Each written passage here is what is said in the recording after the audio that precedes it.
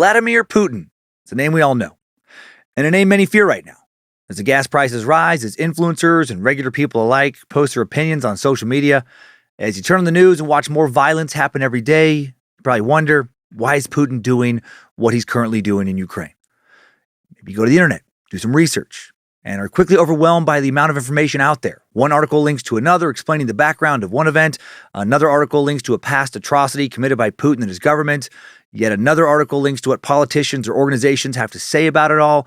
Easy to become frustrated or confused by the sheer volume of information available on the internet about all of this. Vladimir Putin is terrifying the world right now. But his terror is not new. He's been doing terrifying shit for decades. The 2022 invasion of Ukraine, not the first time Russia has invaded land that's not theirs.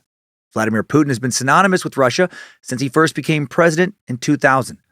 When he made some of his first speeches on national television, he promised to protect freedoms and human rights. He promised to bring Russia out of an economic depression, promised to restore Russia back to greatness after the fall of the Soviet Union. And in his supporters' eyes, he has done all that. But the reality is that his actions have led to the bloodshed of thousands of innocent people, and he has failed miserably regarding many of his promises.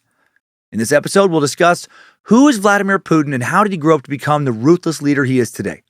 We'll cover some of the most important events in his past and current terms as president, some of the atrocities committed under his watch, the background of the Russian invasion of Ukraine, and so much more in this Beware of Russian Troll Farms, and be scared of the man who oversees the terrifying propaganda machine that is modern Mother Russia edition of Timesuck. This is Michael McDonald, and you're listening to Timesuck.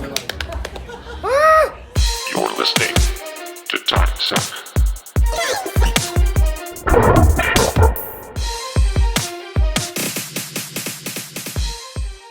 Happy Monday, meat sacks, and happy Mother's Day to all the birth moms, stepmoms, adoptive moms, puppy moms, grandmas doing mom duty, and other lovely ladies I'm forgetting. Raising kids, seriously, probably the most important job in the world. Appreciate you. Not that only mothers raise kids, of course, but a lot of mothers raise kids, obviously, because they're moms. Appreciated. Now step into the suck dungeon and shut the door behind you. I don't want any Russian spies listening to the shit I'm talking about this week. I'm Dan Cummins, suck nasty, Bojangles therapy human. Shit talker Putin does not worry about. Thank Nimrod. And you are listening to Timesuck.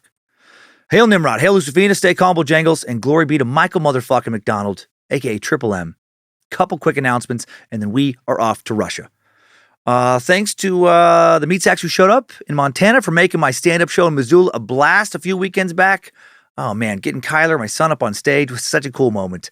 Very special show at the Wilma, and I look forward to doing another show down at the Wilma down the road. Hoping I had fun at Good Nights this past weekend in Raleigh. I think it's the last weekend of the club at that location it's been in for a while. Salt Lake City, Utah, Springfield, Missouri, Milwaukee, Wisconsin, Davenport, Iowa. Big theater show there.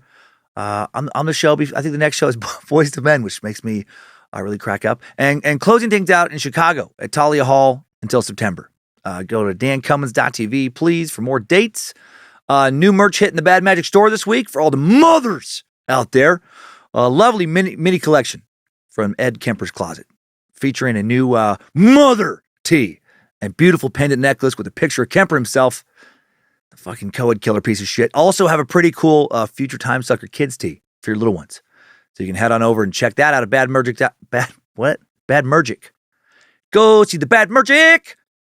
BadMagicMerch.com. May donation. Got to talk about that real quick, and then we're into Russia. Excited to announce this month's charity. Our good friend Joe DeMeo told my wife Lindsay, Queen of Bad Magic, about the Halo Dental Network. As soon as I read about what they were doing, knew it was really special, deserved our attention, while the amount to donate still TBD. As I record this in advance, do want to tell you what Halo is about. Founded by Dr. Brady Smith, Halo Dental Network is a coalition of dental professionals who donate their services to the dental underserved. Services include dental implants, veneers, fillings, and crowns. And when I first looked at my notes and saw underserved, I thought it was undeserved. Now, that would just paint a very different kind of message. Like, who are the dental undeserved? If you want to learn more, please visit halodentalnetwork.org. HALO. halodentalnetwork.org. You can donate. You can also nominate someone you know who is in need of some dental work but can't afford it. Very important to feel confident about your smile. Now, meat sacks. Let's get into a quick little summary of Putin. before I set up today's episode structure, jump into a timeline and all that jazz, I had to put a muzzle on Bojangles and sneak some sedatives into his treats so I could record today's Suck without him tearing apart the Suck dungeon in a fit of rage.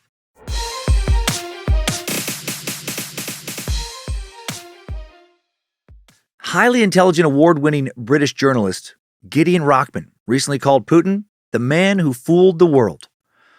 Rockman wrote in a 2002 article for The Guardian, even though Western intelligence services had warned for months that Russia was poised to attack, many experienced Putin watchers, both in Russia and the West, refused to believe it. After more than 20 years of his leadership, they felt they understood Putin. He was ruthless and violent, no doubt, but he was also believed to be rational, calculating, and committed to Russia's integration into the world economy. Few believed he was capable of such a reckless gamble. Looking back, however, it is clear that the outside world has consistently misread him. From the moment he took power, outsiders too often saw what they wanted and played down the darkest sides of Putinism. Putin, man. I've never understood why this guy has been publicly admired by certain politicians, just around the world. You dig into who he is just a little bit. Blatantly obvious to anyone who cares to see the truth that he's a corrupt, ruthless dictator who despises the West. A man who despises true democracy in the United States makes me really not trust anyone who admires him. One-time American political hero, former New York City Mayor Rudy Giuliani seems to admire him. He said of the 2014 Russian annexation of Crimea, he makes a decision and he executes it quickly. That's what you call a leader.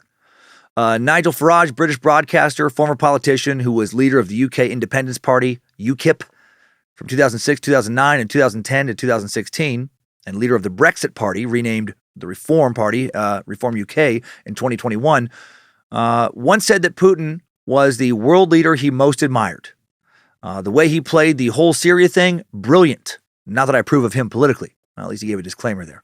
President of the Philippines, Rodrigo Duterte, said, "My favorite hero is Putin." To those who admire Putin, he's viewed as a strong, determined man's man, a fighter who built up Russia from the ruins of the Soviet Union. In their eyes, he did it all through strength, savvy, and cunning. But what exactly has he built? Anything worth admiring? I don't think so. On December 31st, 1999, Putin gave his first televised speech as the leader of Russia. He promised to protect freedom of speech, freedom of conscience, freedom of the mass media, ownership rights, these fundamental elements of a civilized society. Holy shit. He has fallen a little bit short of those hollow promises that fucking Russian gangster never actually gave two fucks about. Weird that a longtime KGB man wouldn't end up being trustworthy. Freedom of speech? Oh, hard no. Putin has regularly jailed his detractors. Back in March, Putin greatly restricted or shut down access to social media, shut it down to Facebook, Instagram, Twitter in Russia, literally made it illegal for anyone to publish the truth about what Russia was really doing in Ukraine. Reporters, TV broadcasters have been jailed. Others have walked away from their jobs because they can't tell the truth, on and on. Freedom of mass media is a fundamental element of a civilized society, as Putin pointed out. So I guess Russia does not have a fucking civilized society because that freedom does not exist under Putin's authoritarian rule. Back on March 4th, Putin signed into law legislation that will punish journalists with prison time of up to 15 years for publishing news that contradicts official statements about Moscow's war in Ukraine. God, if you're not doing anything wrong, why would you make that a law? The legislation was passed by both chambers of Putin's puppet Russian parliament, stocked with bought and paid for Putin loyalists, people who would not dare to defy the strong Russian man, Putin. When Putin first took office, his political team quickly worked to portray him as a strong man. The media published images of Putin on horseback, practicing judo, arm wrestling, walking shirtless by a river in Siberia. Gleb Pavlovsky, a member of his publicity team, said the goal was to give him the image of a Hollywood savior hero. Classic old school propaganda. Propaganda that comes across pretty fucking transparent and cheesy over here in the West. It's weird. The shirtless horseback photos especially. Very laughable, very cringy. He doesn't look tough to me. He looks like a fucking dork. Like some middle-aged rich kid who talked his daddy into buying him a pony. Look, daddy, baby boy can ride horse now. Strong Russian baby boy, love his pony, daddy. Look at my big boy muscles, daddy, and my strong pony boy. It's fucking ridiculous. Since Russians alive today have literally always been surrounded by massive corruption and propaganda, though, I imagine they're more easily manipulated overall than we are, at least for now. Maybe don't realize how fucking dumb these pics are, or probably more likely, just afraid to publicly say how fucking dumb they look. So why would Russia want a strong man anyway? Because when he rose to power at the end of the 90s, Russia had been a fucking shit show for years. We talked about Russia's wild 90s a bit back in episode 192, the Alexander Solenik superkiller suck. Worth revisiting here. Boris Yeltsin took over as the new president of Russia after Mikhail Gorbachev stepped down as the final leader of communist Soviet Union, and he'd lead Russia from 1991 to 1999. Yeltsin was given the nearly impossible task of quickly transitioning Russia from a communist nation under state control to a representative democracy, in theory, under private control. And he'd be heavily criticized for economic mismanagement, massive amounts of corruption occurring under his watch, the rise of the Russian oligarchs, incredibly wealthy, crooked Russian business leaders / gangsters, in many cases, who ended up essentially ruling the nation. A lot of the criticism labeled at Yeltsin is fair. He was corrupt as fuck, did a lot of dumb shit. In late 1992, Yeltsin launched a program of free vouchers as a way to give Russia's mass privatization a jumpstart. Under this program, every Russian citizen was given a voucher worth around 10,000 rubles to be used for the purchase of shares of select state enterprises. Sounds pretty nice at first, right? Sounds pretty equitable. But not really, since poverty was rampant. These vouchers quickly ended up in the hands of a select few wealthy investors, many of them from organized crime or KGB backgrounds or both, who bought these vouchers from people who needed cash, not vouchers, to put food in their bellies. These people weren't looking to do investing. They had basic bills to pay. These vouchers ended up being bought for pennies on the dollar by those who had the money to do so, and many who had money to do so had made their money through illegal government kickbacks, bribes, crime, etc. And they purchased former state assets in sectors like finance, industry, energy, telecommunications, and the media. Then in 1995, Yeltsin doubled down on this strategy, offered more stock shares in some of Russia's most valuable state enterprises that still hadn't been privatized in exchange for more money needed to run the government. So the government sold more assets to raise operating capital. And people who'd already made millions with those voucher purchases made more millions. The rich got richer. By mid-1996, very small group of businessmen, the oligarchs, had gobbled up the stock shares, and they controlled most of Russia. And that's how by 2015, many years later, just 110 individuals would end up owning 35% of the wealth of all of Russia. It is the oligarchs and it is the peasants. Russia has the most unequal wealth distribution of any nation on earth. Mikhail Khodorkovsky, oh, Jesus Christ, Khodorkovsky, there we go, was one of these oligarchs. The man Putin will later imprison for standing up to him ended up worth $15 billion thanks to the wild 90s. The 90s were fucking awesome for him and those like him. But most Russians really struggled. Between 1990 and 1994, the first years of the transition from communism to what was supposed to be a representative democracy, life expectancy for Russian men and women declined from 63.8 and 74.4 years to 57.7 and 71.2 years respectively. While in the U.S., for comparison's sake, life expectancy increased for both men and women from 71.8 and 78.8 years to 72.4 and 79 years. More than 75% of the decline in life expectancy was due to increased mortality rates for ages 25 to 64. Overall, cardiovascular diseases, heart disease, and stroke, and injuries accounted for 65% of the decline in life expectancy. Right? Stress. Too much drinking to alleviate stress. Hard living. Thanks to poverty. Killing off Russians faster than it did when their life was a dismal communist hellscape. They're worried about money more than ever now. By 1994, the real incomes of the Russian population had been cut in half from where it was in the final days of communism. 32 million out of 148 million Russians found themselves living below the poverty line. Their average income did not exceed US $40 per month. Holy shit. Russia, while labeled a second world country, had become, what most people thought of as a third world country. Did you know that originally first world countries, where these labels come from, allies of the US and NATO, second world countries, allies of the Soviet Union, this is all in the Cold War, third world countries, nations that didn't pick a side. The meaning has changed over time, but that's where it started. The economy and standard of living continued to decline throughout Russia for the rest of the decade. After the collapse of the USSR, Russia lost 23.8% of its national territory, 48.5% of its population, 41% of its gross domestic product, 39.4% of its industrial potential, it's huge, as well as 44.6% of its military capability, due to so many formerly controlled Soviet territories becoming independent nations. And all of that, combined with widespread corruption, made Russia maybe not the best place to live. Russia's national identity was lost. Life sucked in many, if not most ways, during communistic rule for most Russians, but at least there was a sense of being a member of one of the most powerful nations on earth. Right? Who doesn't like to feel connected to a winning team? Tribalism needs so strong in what seems to be the overwhelming majority of the members of our herd species, and we tend to want to be a member of a strong herd, especially if you've been raised to think that that's a point of pride, right? Raised to think that for your entire life.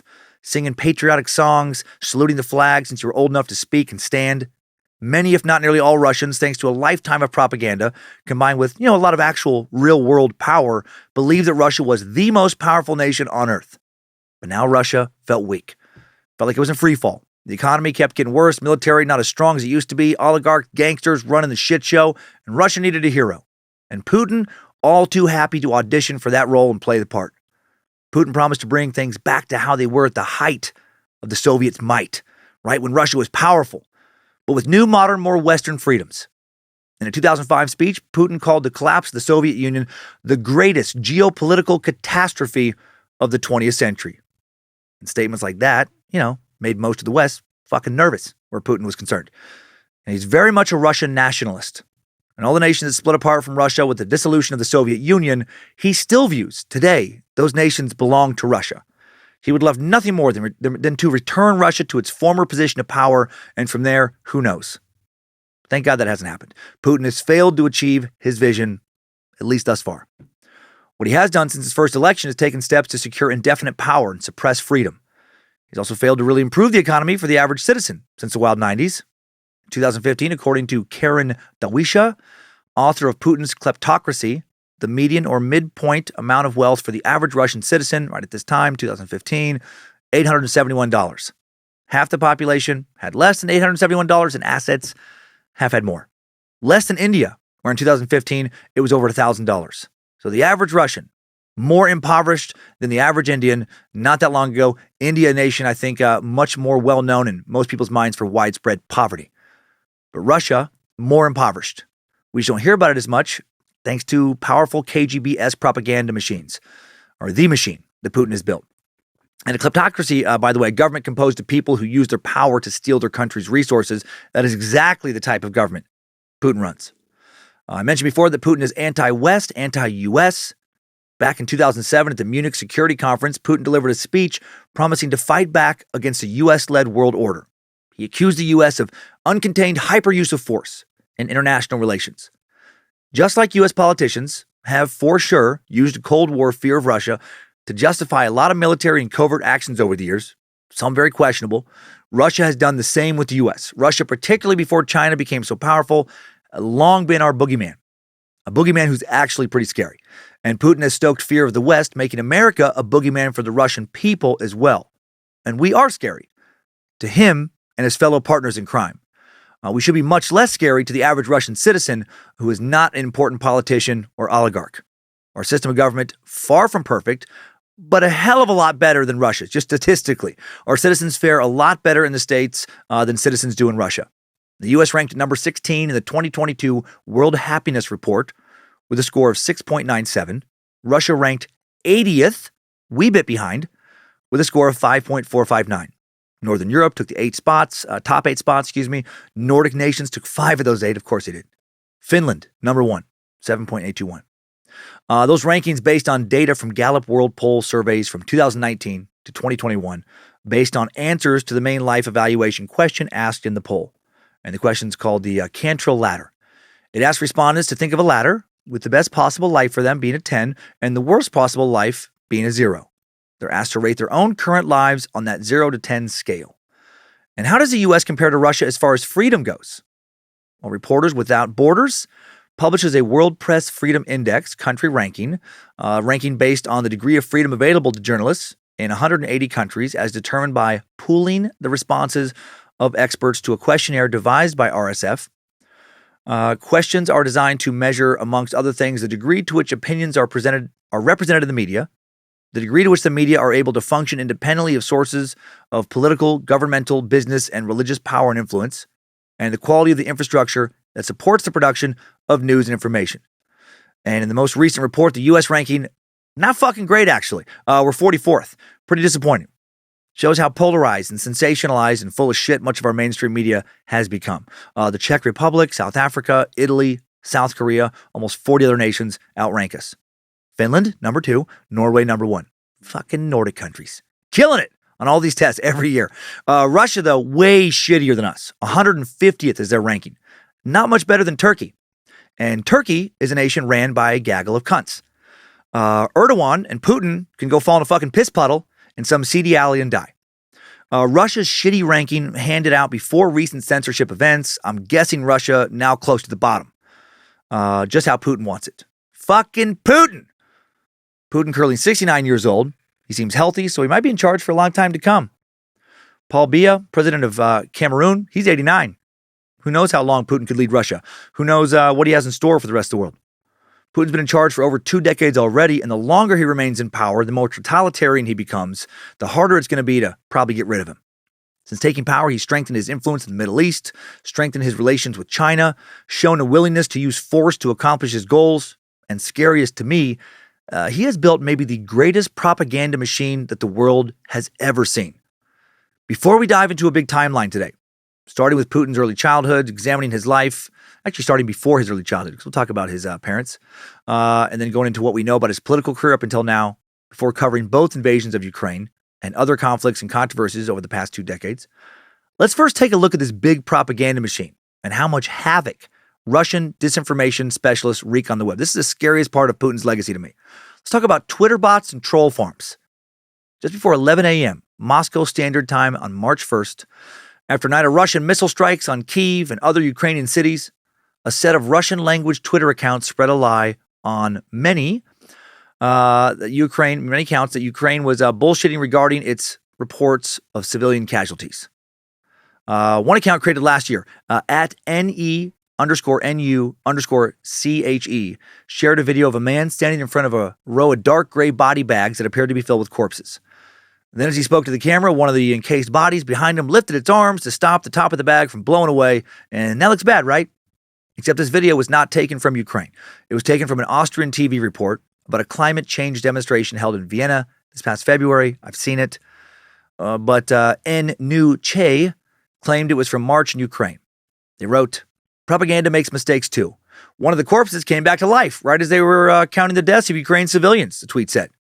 Surprised they didn't add a cry laughing and shaking my head emojis. 8 minutes later, another account, Enot Kremlin Bot, tweeted the same video. "I'm screaming. One of the corpses, quote unquote, came back to life during a segment about civilian deaths in Ukraine. Information war is reaching a new level," they wrote.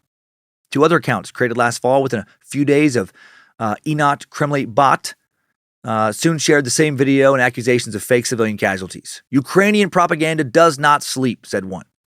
These Twitter profiles, pure Russian propaganda, organized by the Russian state, of course, that Putin rules with an iron fist. They're part of a pro-Putin network of dozens of accounts spread across Twitter, TikTok, and Instagram whose behavior, content, and coordination all consistent with the Russian troll farm, the Internet Research Agency, according to Darren Linville, a Clemson University professor who, along with another professor, Patrick Warren, has spent years studying IRA accounts.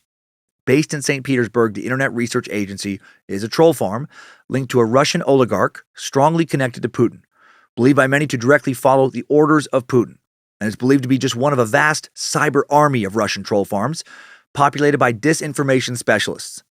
The agency has employed fake accounts registered on major social networking sites, discussion boards, online newspaper sites, video hosting services to promote the Kremlin's interests in domestic and foreign policy, including Ukraine and the Middle East, as well as attempting to influence the 2016 U.S. presidential election. More than 1,000 employees reportedly worked in just one of the agency's who knows how many buildings in 2015. And then the information their agents share through fake accounts they created, shared, retweeted, liked, etc. by legions of bot accounts. Tens of thousands, if not hundreds of thousands of these accounts can get the propaganda they disseminate to trend and reach and manipulate millions and millions of real people. Hard to get the exact details and numbers on all this since they're so fucking secretive. The IRA burst into the American consciousness after its paid trolls used thousands of English language accounts across social media platforms to influence American voters during the 2016 presidential election. IRA was then later at the center of a 2018 Department of Justice criminal indictment for its alleged effort to interfere with elections and political processes. Beginning in late February, the IRA's network of propaganda accounts shifted to focus almost exclusively on Ukraine, echoing similar narratives and content across accounts and platforms. A popular post by the account @QR_COD accused the Ukrainian military of using civilians as human shields. Russia actually did that, but whatever. Another post by @QR_COD portrayed Ukraine as provoking Russia at the behest of NATO masters. Both tweets received hundreds of likes, retweets, were posted on the same day as the body bag video. At least 2 Twitter accounts in the network also shared fake fact-checking videos.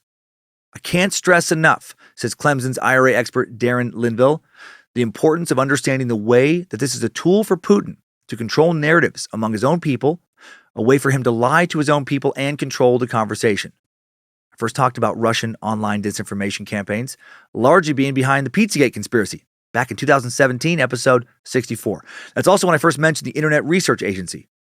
Attorney Sean Edgett told Congress in 2018 that almost 40,000 bot accounts involved in the Pizzagate conspiracy had characteristics we associate with accounts, that start in Russia. And the misinformation problem has only intensified in recent years, dramatically. According to internal company report, according to an internal company report, conducted by Facebook, released by MIT Technology Review in 2021. Facebook's most popular pages for Christian and Black American content were being run by Eastern European troll farms in 2019. This is nuts. 19 of Facebook's top 20 pages, most popular 20 pages with the most followers for American Christians were run by Eastern European troll farms. This is confirmed. The top 16, 1 through 16, most popular Christian Facebook pages, Be Happy, Enjoy Life, Jesus is My Lord, Smile and Shine, Why Not Us, etc., all troll farms, all fake. Most, if not all, have been deleted by Facebook since. Guideposts out of the top 20, the only actual real account actually ran by Christians. How sad and nefarious. And then Russian troll farms alone reach 140 million Americans a month on Facebook just before the 2020 election. Just on Facebook. Who the fuck knows how many of us were trolled on Twitter, Instagram, and TikTok? How much of Reddit and 4chan and other social sites infested with fake Russian manipulative bullshit? That shit is really, really scary. And it reeks of Putin, has his fingerprints all over it. His job for years with the KGB, some version of monitoring information and controlling narratives. This is important to understand in an episode about Putin. He is a fucking snake. A very clever snake, and a snake who hates the West. How much cultural discord has he sown right now, or, so far around the world? How many Americans have been tricked into thinking that Ukraine is infested with neo-Nazis and he's a good guy? And I'm aware that Ukraine, has some neo-Nazis. They're not perfect, but having some fringe neo-Nazi groups, in Ukraine, and then somehow using that to turn all of Ukraine into a bad guy is like blaming all of America for the words and actions of, say, Marjorie Taylor Greene. She's such an embarrassment. Russia, different though, right? Russia led by a fucking real-life Bond villain. How much of the left versus right, Democrats versus Republicans culture war that has torn so many families and friends apart, how much of that has been fueled by Putin's Twitter bots and troll farms? I think way more than we know. I just think we're being played and he's fucking loving it. And if they can do that, then who else can do that, going forward? It's interesting to, it'll be interesting to see if Elon Musk can clean up Twitter now that he's bought it. We'll see how other social media sites get better, hopefully, fingers crossed, at handling disinformation going forward. At least there are fact-check links under most of the nonsense truther posts I see recently. Going into our timeline now, please understand that because Putin is such a habitual liar, such a master of deceit and manipulation, there will be a fair amount of allegedly and supposedly qualifiers. Putin experts are always certain that he's a snake, right? When it comes to a lot of the evidence of his deceitful ways, it's just hard to say with 100% certainty that he did specifically this or specifically that. He's very, very good at what he does. If he was a serial killer we were covering, he'd probably be the most prolific one by far. Actually, if he was a serial killer, we wouldn't be talking about him because he wouldn't have got caught. Actually, he is a serial killer in a sense, supposedly. Just one who allegedly orders illegal executions as opposed to carrying them out himself. Now, I need to go check on Bojangles, maybe give him some more sedatives while we transition into today's Timesuck timeline. Strap on those boots, soldier. We're marching down a Timesuck timeline.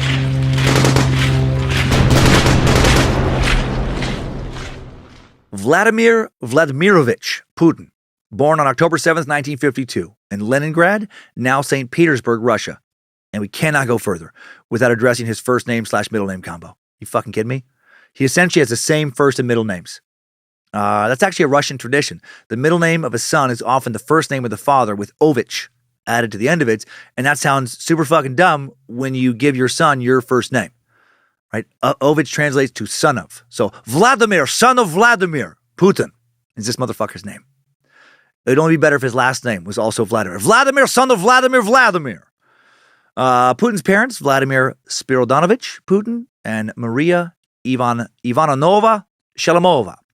Vladimir and Maria, both born in 1911.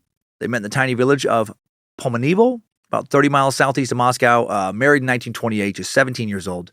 Pomanivo, less of a town, more of a road lined with a couple farms, just outside of another little town. And that's today. That's what it is today. Back in 1928, I bet it was just a sad, communist, just collective farming center shithole. The couple moved back to Leningrad, settled in the village of Petrodvoyets, a suburb, basically, of St. Petersburg, where the campus of St. Petersburg State University is located. They lived there with Maria's relatives in 1932. After Vladimir Sr. was conscripted to the Navy, they had a boy named Oleg, who died in infancy. He died of weakness, not destined to be strong Russian man, the tiny heart of capitalist dog. It is best for everyone if he tosses in trash can. 1940, Maria gave birth to a second son named Victor, maybe a little stronger. Vladimir S. served in the Soviet Army during World War II in the 86th Division, 330th Rifle Regiment. He was an uneducated laborer, one of 4 sons of Spiridon Putin. A chef, a good chef, once worked in the famous Astoria Hotel. 5-star hotel in St. Petersburg, opened in 1912. Countless celebrities, world leaders have stayed there. His father said to have once cooked for Russia's mad monk, former Suck subject Grigory Rasputin.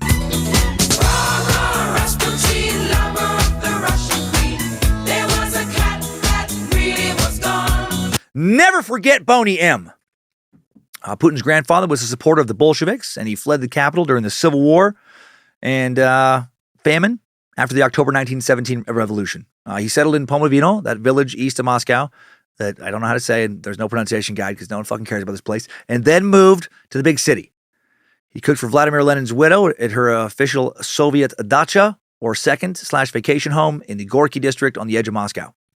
Possible that he cooked for Stalin when he visited as well. Lenin's widow died in 1939, then Spiridon worked at a retreat for Moscow's Communist Party committee. His son, Putin's father, O.G. Vladimir, served as a submariner in the 1930s. Settled down near Leningrad in what was then the village of Petrovets, where in addition to a college campus, Peter the Great built his palace on the Gulf of Finland. In 1941, when he was 30 during World War II, Vladimir rushed to volunteer to defend his nation, was assigned to a special demolitions detachment of the People's Commissariat for Internal Affairs, NKVD, the secret police agency that would become the KGB. And O.G. Vlad was, according to legend, a Russian Rambo of sorts. Impossible to determine if the following account of him is fact or some Putin propaganda. So maybe Putin has KGB in his blood. One of Vladimir's first World War II missions went horribly wrong, according to the lore. He and 27 other soldiers parachuted behind German forces in Kingisepp, a little town less than 90 miles from St. Petersburg, near the border of Estonia, occupied by Russia in 1940. O.G. Vlad and his unit blew up an arms depot, but then ran out of ammo and rations. Sounds like maybe they should have taken some of the arms from the arms depot before blowing it up. Estonians brought them food, but also revealed their location to the Germans. Soon they were fleeing under Germans' fire. The Germans also sent dogs after him. O.G. Vladimir ended up hiding in a marsh, using a reed as a little breathing tube at one point, like he's fucking Chuck Norris, one of those missing in action movies, until the patrol moves on. Only he and 3 other soldiers survive.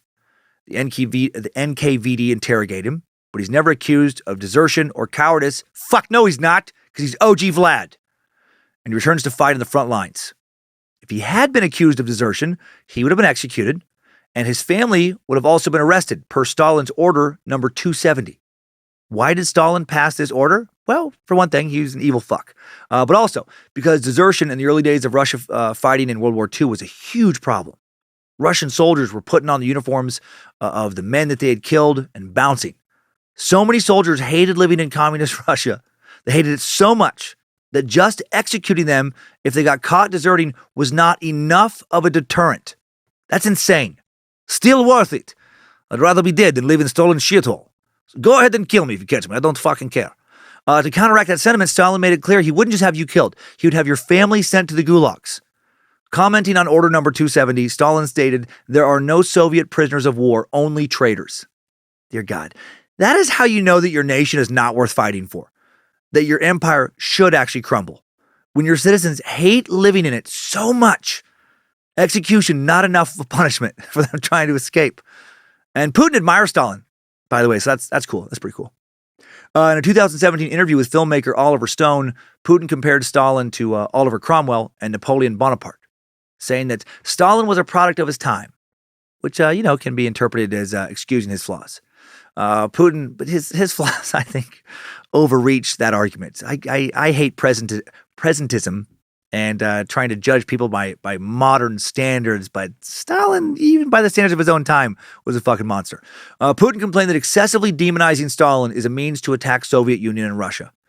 Though he did go on to say that does not mean that we should forget the horrors of Stalinism, but he also really goes out of his way to hide those horrors. Putin has done a lot to rewrite history in Russia around Stalin. His propaganda machine promotes Stalin victories, minimizes or completely ignores, in most cases, his atrocities, or justifies them as being historically necessary. A March 2019 poll found that Russian support for Stalin had spiked a lot in less than 20 years during Putin's rule.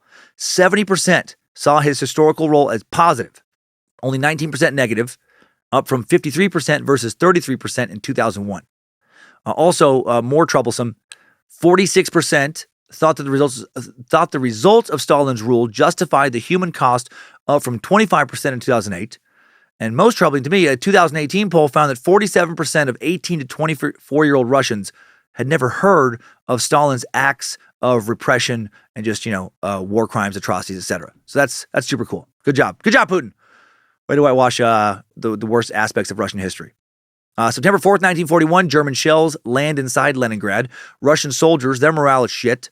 Mostly weather. The harsh Russian winter is what saved Russia from the Nazis. If Russia's climate was more like San Diego and less like Santa's workshop, Putin might have grown up speaking German. The Russian government now reduces rations more than they already had. OG Vlad's wife, Maria, and their son Victor trapped in the city. At first, Maria refuses to leave Leningrad, but her brother forces her to evacuate. She and Victor move to a shelter outside the city where Maria's health declines from hunger and stress until one day she falls unconscious and doesn't wake up. She's so unconscious that someone tosses her body into a pile of corpses, a pile that was to be picked up for disposal collection. And then when she is collected at the morgue, she wakes up moaning in pain. Holy shit. Putin's mother is a fucking zombie. Maybe that's why he's so evil. He's half zombie. Seriously, that's wild if that happened. Guessing that came up in conversation from time to time. November 17th, 1941, OG Vlad, injured by a German hand grenade, lays beside the Neva River for hours before fellow soldiers find him, carry him back to a Russian field hospital, where an old neighbor finds him dying, slings him over his shoulder, carries him across the river. He's taken to a proper military hospital, spends months recovering. And he's lucky to have been wounded. Had he not been wounded, he would have died, along with everyone else in his entire unit in a later battle. Man, dude had to have had PTSD from all that. Everyone he fought with, all of them died. Can't imagine what that would do to you. And it's not like he would ever see a counselor or take medication for that or anything. That would be a sign of weakness in Russia. Maria found her husband in the military hospital, and then they both survived months of starvation and a Nazi invasion. Both of them really went through some shit, World War II. How would that affect their parenting of Putin? April of 1942, OG Vlad, released from the hospital, sent to work at a weapons factory. Their young son, Victor, only around 2 years old, dies of diphtheria June of 1942 and is buried in an unmarked mass grave while the city is under Nazi siege. Vladimir Vladimirovich Putin would be the couple's third son, born over 10 years later when they were, just fucking for fun, I guess. He grew up hearing stories of this war and was born in a city still scarred by the siege. To quote him, still suffering from deprivation, still consumed by fear. Just before he was born, the city went through the Leningrad affair, The city's wartime elite arrested, jailed, exiled, or executed. This is so fucked up. This speaks to how especially horrific Stalin was. The mayor and other local politicians and military personnel had displayed exemplary courage. They had kept the Nazis from taking Leningrad during the siege of Leningrad. The siege, one of the bloodiest sieges in the history of warfare, lasted over 2 years. The Russian death toll, the number varies from 600,000 to 2 million, mostly civilians. After the war, the Soviet government reports about 670,000 registered deaths from 1941 to 1944. And those deaths came mainly from starvation, stress, and exposure. But the Nazis never took the city, thanks to brave local leadership. Leaders who became heroes to post-World War II Russia. Heroes who became so popular, Stalin felt threatened. So how did that fuckhead repay them for their bravery? Well, being a wise, strong leader. He has them arrested on trumped-up charges. Man, the Russians, they love to arrest people on trumped-up charges. The mayor, 5 others, then executed for being enemies of the state. Over 200 others sent to gulags for 10 to 25 years. Around 2,000 other people forced to leave the city, right? Just have to fucking go to remote locations and die in obscurity. Russia, what a country!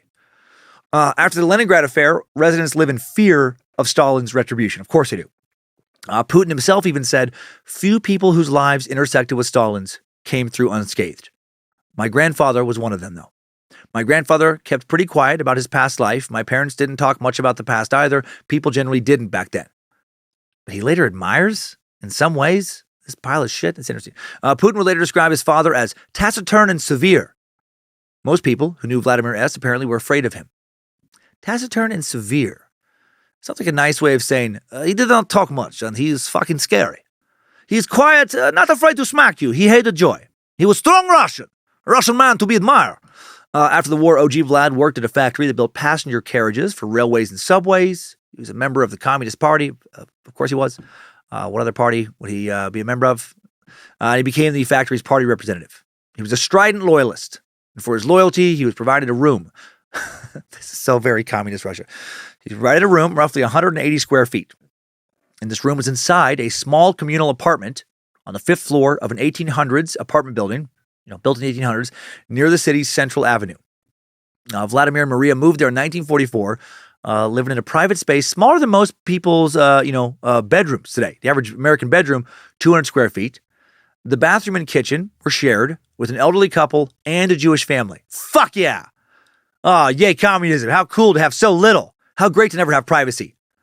Maybe I hate the concept of communism more than the average person, just because despite touring as a stand-up comic, very public job that requires a crowd of people gathered in the same space to work, I'm actually an introvert, right? I power up when I'm quiet and alone. Communal living. Fuck that. That sounds so terrible to me. I honestly think I would just rather be dead than have to live in some place like that if there was no hope of getting out. Putin said that the older couple were like his grandparents. He called the woman a Baba Anya. Their tiny shared apartment had no hot water, no bathtub. Windowless hallway was the kitchen, which consisted of a single gas burner for all 3 of these families and a sink. The toilet was in a fucking closet against the stairwell. Of course it was. It had a wood-burning stove for heat. The apartment had poor ventilation, poor lighting, and was infested with rats. To the point that young Putin and his friends would chase the rats around with sticks for fun. But Putin doesn't complain much about this childhood. It was normal for him because his friends and classmates had the same childhoods, right? It made them strong Russian men. You should wish to grow children in a rat-infested house with closet toilet. It built honor and character. After Putin was born in 1952, Putin's mother Maria treated her son like the miracle he seemed to be. Yeah, man, she lost her first 2 kids and gonna take special care with this one. She worked part-time cleaning buildings, delivering bread, spent as much time as she could with her only child, Vladimir, son of Vladimir. Interestingly, while Putin's father was a stern atheist, Putin's mom and the elderly couple that they lived with in their fucking rat-infested shithole were devout members of the Russian Orthodox Church, repressed by the Soviet regime. Stalin should have had them killed. There's no room for the saint in strong Russia. November 21st, 1952, when he was just 7 weeks old, Baba Anya and Maria walked into a cathedral to secretly baptize him. But then Putin didn't get his baptismal cross till he was 40 years old. His mom asked him to bless the cross at the Church of the Holy Sepulchre in Jerusalem when he visited Israel. Putin does consider himself Christian today, a member in theory at least. Probably I would speculate for political optics, of the highly nationalistic Russian Orthodox Church. We don't know much about Putin's childhood. He's probably, in reality, he's probably a fucking nerd who got beat up on the playground a lot, stuffed in trash cans. An unattractive and creepy dork who girls hated. But that's not the story he tells. He says he was like a young James Dean. He was a young Putin. He had a rebellious spirit. One day in the early 60s, when he was around 10, he and his friends supposedly decided to take a train to an unknown part of the city, just fuck around, build a fire for warmth. When they returned home, OG Vlad beat his son's ass with a belt for sneaking out. Nice! Actually, that beating probably justified, right? Putin's dad, well aware, if Putin rebelled too hard, he'd have to worry about a lot more than a belt.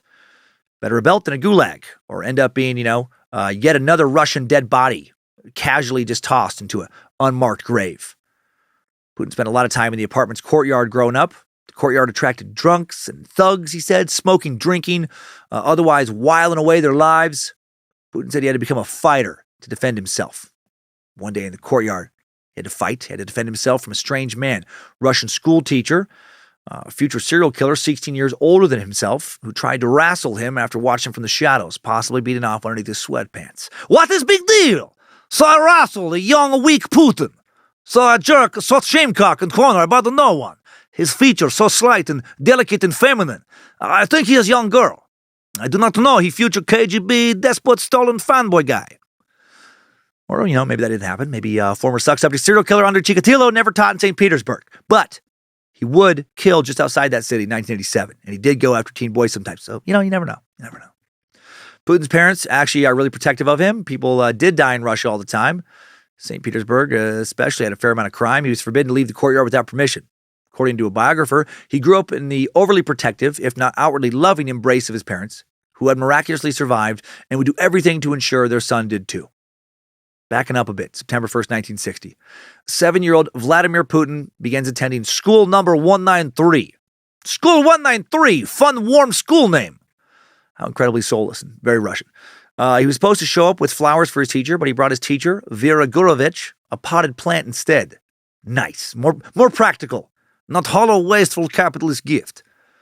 Putin was described as indifferent, petulant, and impulsive when he was young in school. He liked to spin in circles in class because he was a little kid, and little kids are weird.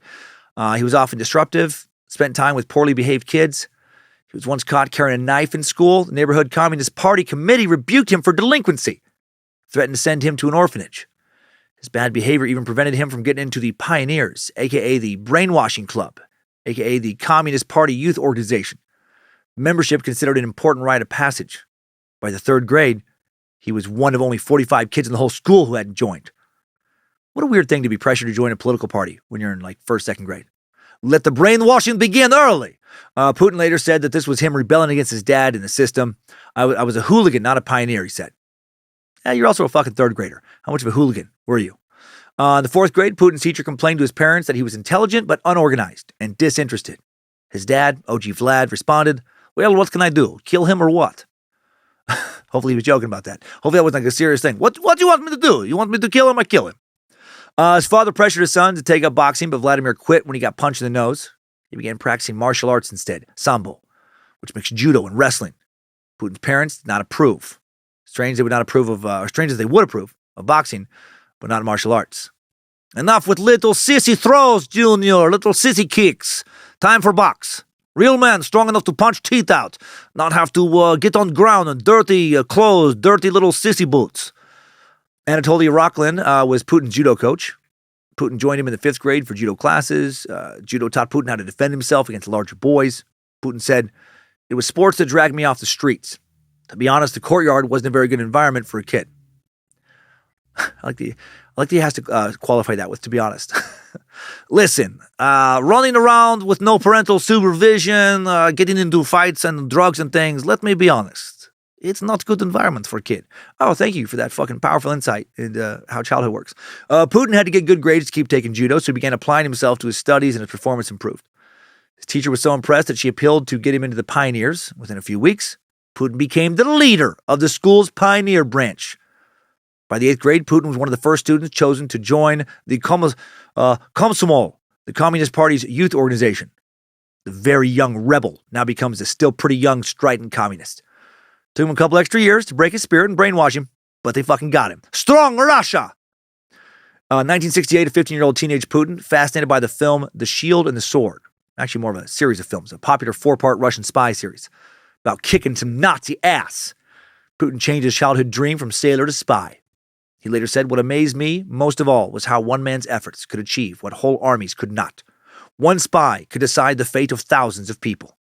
The release of the films was part of the modernizing effects of KGB director Yuri Andropov, who took over in 1967. Movies part entertainment, part, Russian propaganda. And the KGB, a.k.a. the Committee for State Security, was the Soviet Union's foreign intelligence and domestic security agency.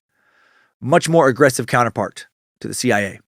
Yuri wanted to transform the agency's public image from hated secret police to defender of Russia.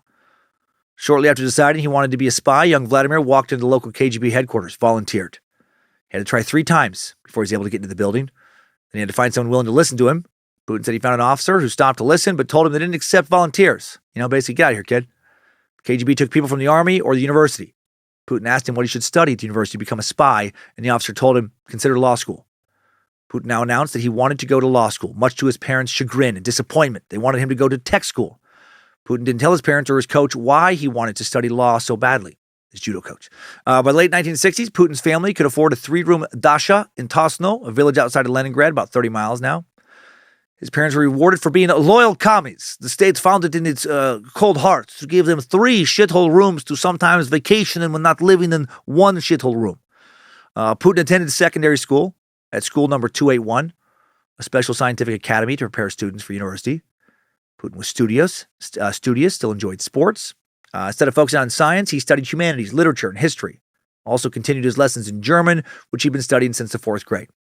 The school was unique in the Soviet Union in that it encouraged intellectual debate among students, which was good for his developing mind. Not that he's done a lot of great things with that developing mind. As a teen, Vladimir liked to listen to the Beatles with his friends. He called music a window to the outside world. He played the accordion, the guitar, and used his apartment telephone to call friends. He's a normal Russian teen boy. 1969, 16-year-old Putin dates a girl named Vera Brileva. They met at the family dacha in Tosno, and they kissed during a game of spin the bottle. Fuck yeah, bro. But their sweet kiss did not turn into a passionate love affair. Vera soon realized that Vladimir didn't have time for girls. During Putin's last year of school, he crammed for the entrance exams at the prestigious Leningrad State University. Only 1 in 40 applicants were accepted, and he would be that 1 in 40. There was some speculation that Putin got in because he was working class, and the school wanted to diversify their student population, or maybe the KGB was guiding him without his knowledge, or maybe with his knowledge. Who the fuck knows this guy? Maybe he was never born. He was created in some KGB lab and has no real parents. In the fall of 1970, Putin began studying law at Leningrad State University. He studied hard, spent time in his judo competitions when he wasn't studying, going to school, but did refuse to join the school's judo team because he wanted to remain loyal to the judo club back home. 1973, 20-year-old Putin competes in city and regional judo championships, travels inside the Soviet Union for competitions. We don't have a lot of information about how he placed, so I'm guessing he didn't dominate. I'm surprised he didn't make a bunch of shit about that. Spent a summer cutting timber up north, spent 2 weeks in a student construction camp at the eastern edge of the Black Sea, what is now the Republic of Abkhazia, or Georgia, or kind of Russia. It's a little confusing. The Crimean Peninsula, far from the, actually I think it's Crimean Peninsula, far from the only disputed piece of land that once belonged to the Soviet Union. Putin earned the equivalent of $600, spent it on a coat he'd wear for the next 15 years. Must have been a sweet-ass coat. Spent the rest of his money at a resort in the Black Sea. He and his friends stuck onto a ferry, headed to Odessa, and for 2 nights he slept in a lifeboat. Maybe that's why he's doing what he's doing in Ukraine. He's still pissed he had to sleep in a fucking lifeboat for 2 nights. Couldn't afford to stay at the resort. He wants Ukraine to recognize his power. He's not a lifeboat peasant anymore. 1972, Putin's mom wins a car after buying a lottery ticket, and she gifts it to her son. State-ran lottery had started in 1970. It was a huge hit. Right? Keep impoverished people hopeful, less likely to rebel. Let them buy lotto tickets. This car was a big status symbol. Putin drove as often as he could. Maybe too much. His driving record was not the best. Once hit a man, and in order to get out of trouble, I do love this. He supposedly told the police that the man was trying to commit suicide. Guy jumped out in front of him, right? Listen, hold up. This is no problem. I am good, strong, communist Russian man. The man I hit, he weak. He bad for Russia. He how I say, he throw self in front of car. I know, I hit him on sidewalk. But when he start to throw self, I drive toward him to help rid Russia of weakness. To help all of Russia. Actually, life was so shitty in Russia at this time, over 30,000 Russians a year in the 1970s threw themselves in front of cars trying to die. It was a huge problem. Russian automakers started fortifying their cars. They would even work that into like their marketing campaigns. Buy new Autovals 2103, now with new improved sad, weak peasant bumper. Let those not strong enough to survive for Mother Russia throw selves on their new, more durable tires as well. Do not let crunch of crybaby skull or even spill morning vodka on the way to work. Okay, maybe I made all of that up, and it wasn't actually a big problem. Maybe Putin was just a bad driver. During school, Vladimir interned with the criminal division of the local transportation ministry. He'd given up on joining the KGB for the moment, wanted to become an officer with a local prosecutor instead. Vladimir claimed, though, that in 1974, a stranger contacted him about a mysterious career assignment. Refused to give any details. And then they met at the university's faculty lounge, as one does when a stranger offers a vague job possibility and wants to meet up. Vladimir claimed that he didn't learn until much later that the man worked for the KGB division that oversaw universities. 1975, KGB protege Putin graduates from Leningrad State University with a law degree. That summer begins his career with the KGB as an intelligence officer. He'll end up working with the KGB until 1990, when he'll retire with the rank of lieutenant colonel. At this point, the KGB oversaw domestic and foreign intelligence matters, counterintelligence, border enforcement, protecting politicians, economic security, and because Russia, harassing treasonous dogs who go against Communist Party. Putin started off working at the Secretariat of the Directorate, the personnel office of the Leningrad headquarters. He attended training at School 401 in Leningrad. I love the numbers with all these fucking places. That just cracks me up about the Soviet Union. First, Vladimir, son of Vladimir, go to primary school at 314. Then I graduate. I study at secondary school, 498. Then I go college at State College 93. Then get job with KGB, study more at School 401. Live in Communist apartment building, 17-164. It's so fucking communist. Do not make anything special. Do not draw attention to yourself. Or school, be worker bee. No better than other bee in bleak, soulless hive. In the summer of 1976, 23-year-old Putin graduates, training as a first lieutenant, and transfers to the counterintelligence department, KGB's second chief directorate.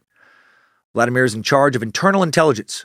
According to a biographer, he became a dedicated party member who sought, above all, to maintain social order and political control, though very little is known about his activities at the time. 6 months later, he's transferred to the first chief directorate, responsible for intelligence operations outside the Soviet Union now. This was considered to be an elite branch of the KGB. He's good at this shit. This whole time, Vladimir's still living at home with his parents, though, because Russia, what a country! Just because you're an important KGB operative does not mean you'll be rewarded with enough rubles to live in your own tiny rat-infested closet toilet shithole. In his free time, Putin cruised around in his car, allegedly got into street fights, judoing random Russian citizens for funsies, said he felt above the law and used that to his advantage, so he said.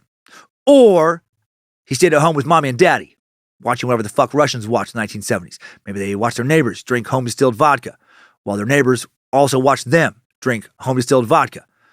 1979, Putin was promoted to captain at the KGB, sent to Moscow to attend the KGB higher school. Then he returned back to Leningrad to monitor foreigners. One supervisor said he was extremely productive, while another former KGB official said that the Leningrad agency failed to uncover a foreign spy in the city. All right, so some people fans, some people not. By this point, Putin, 28, unmarried.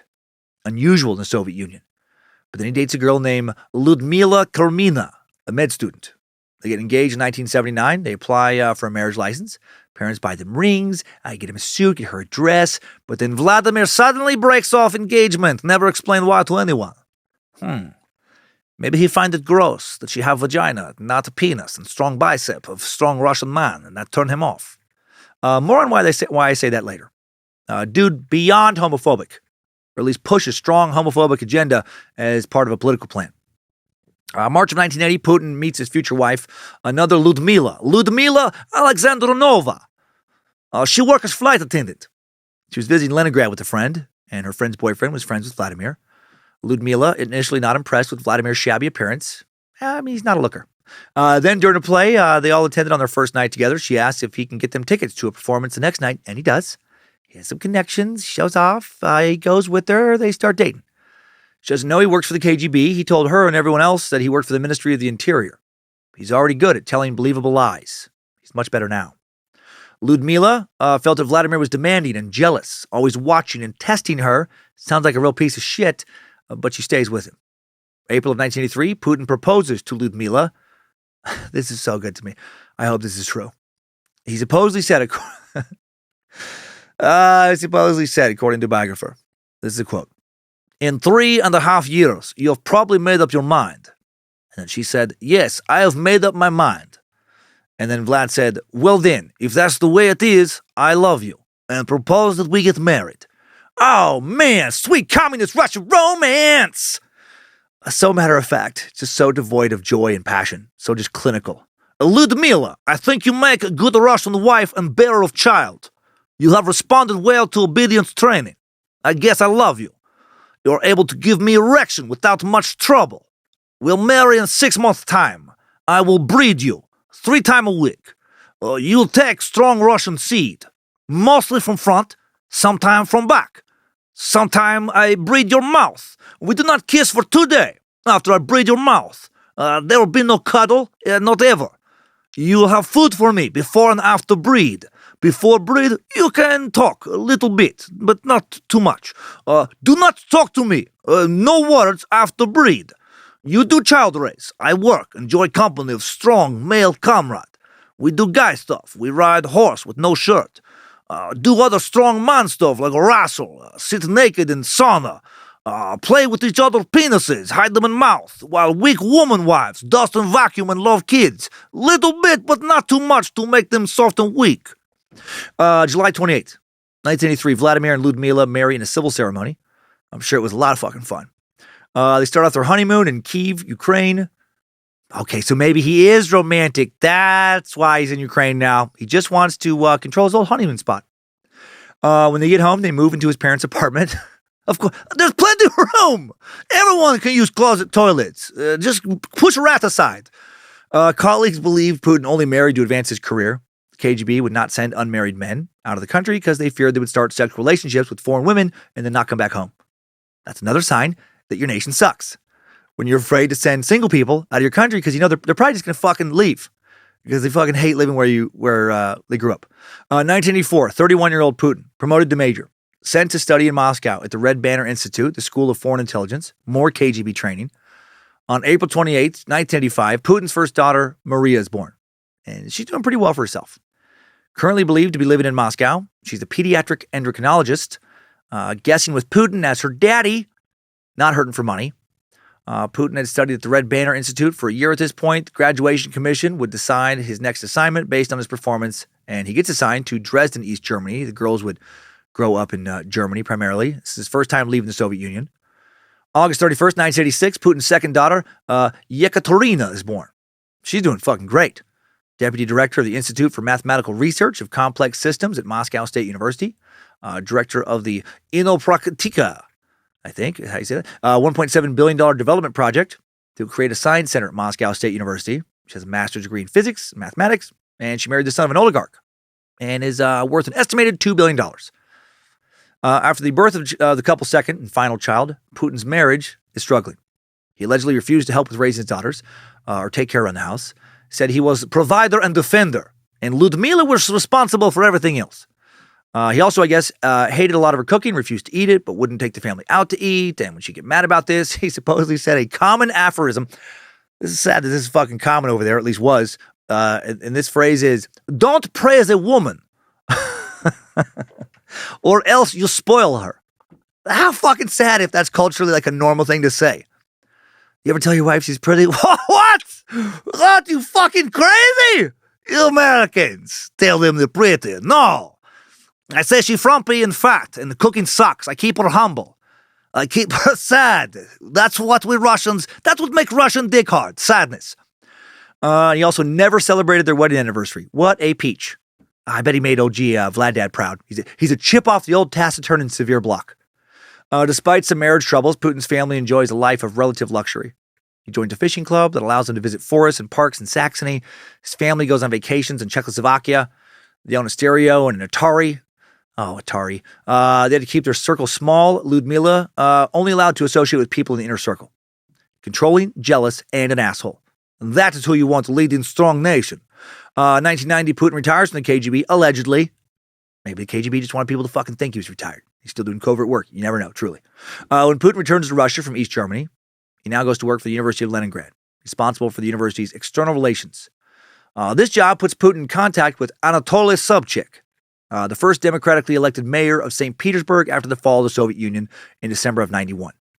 And he becomes Sobchak's advisor and really just like right-hand man.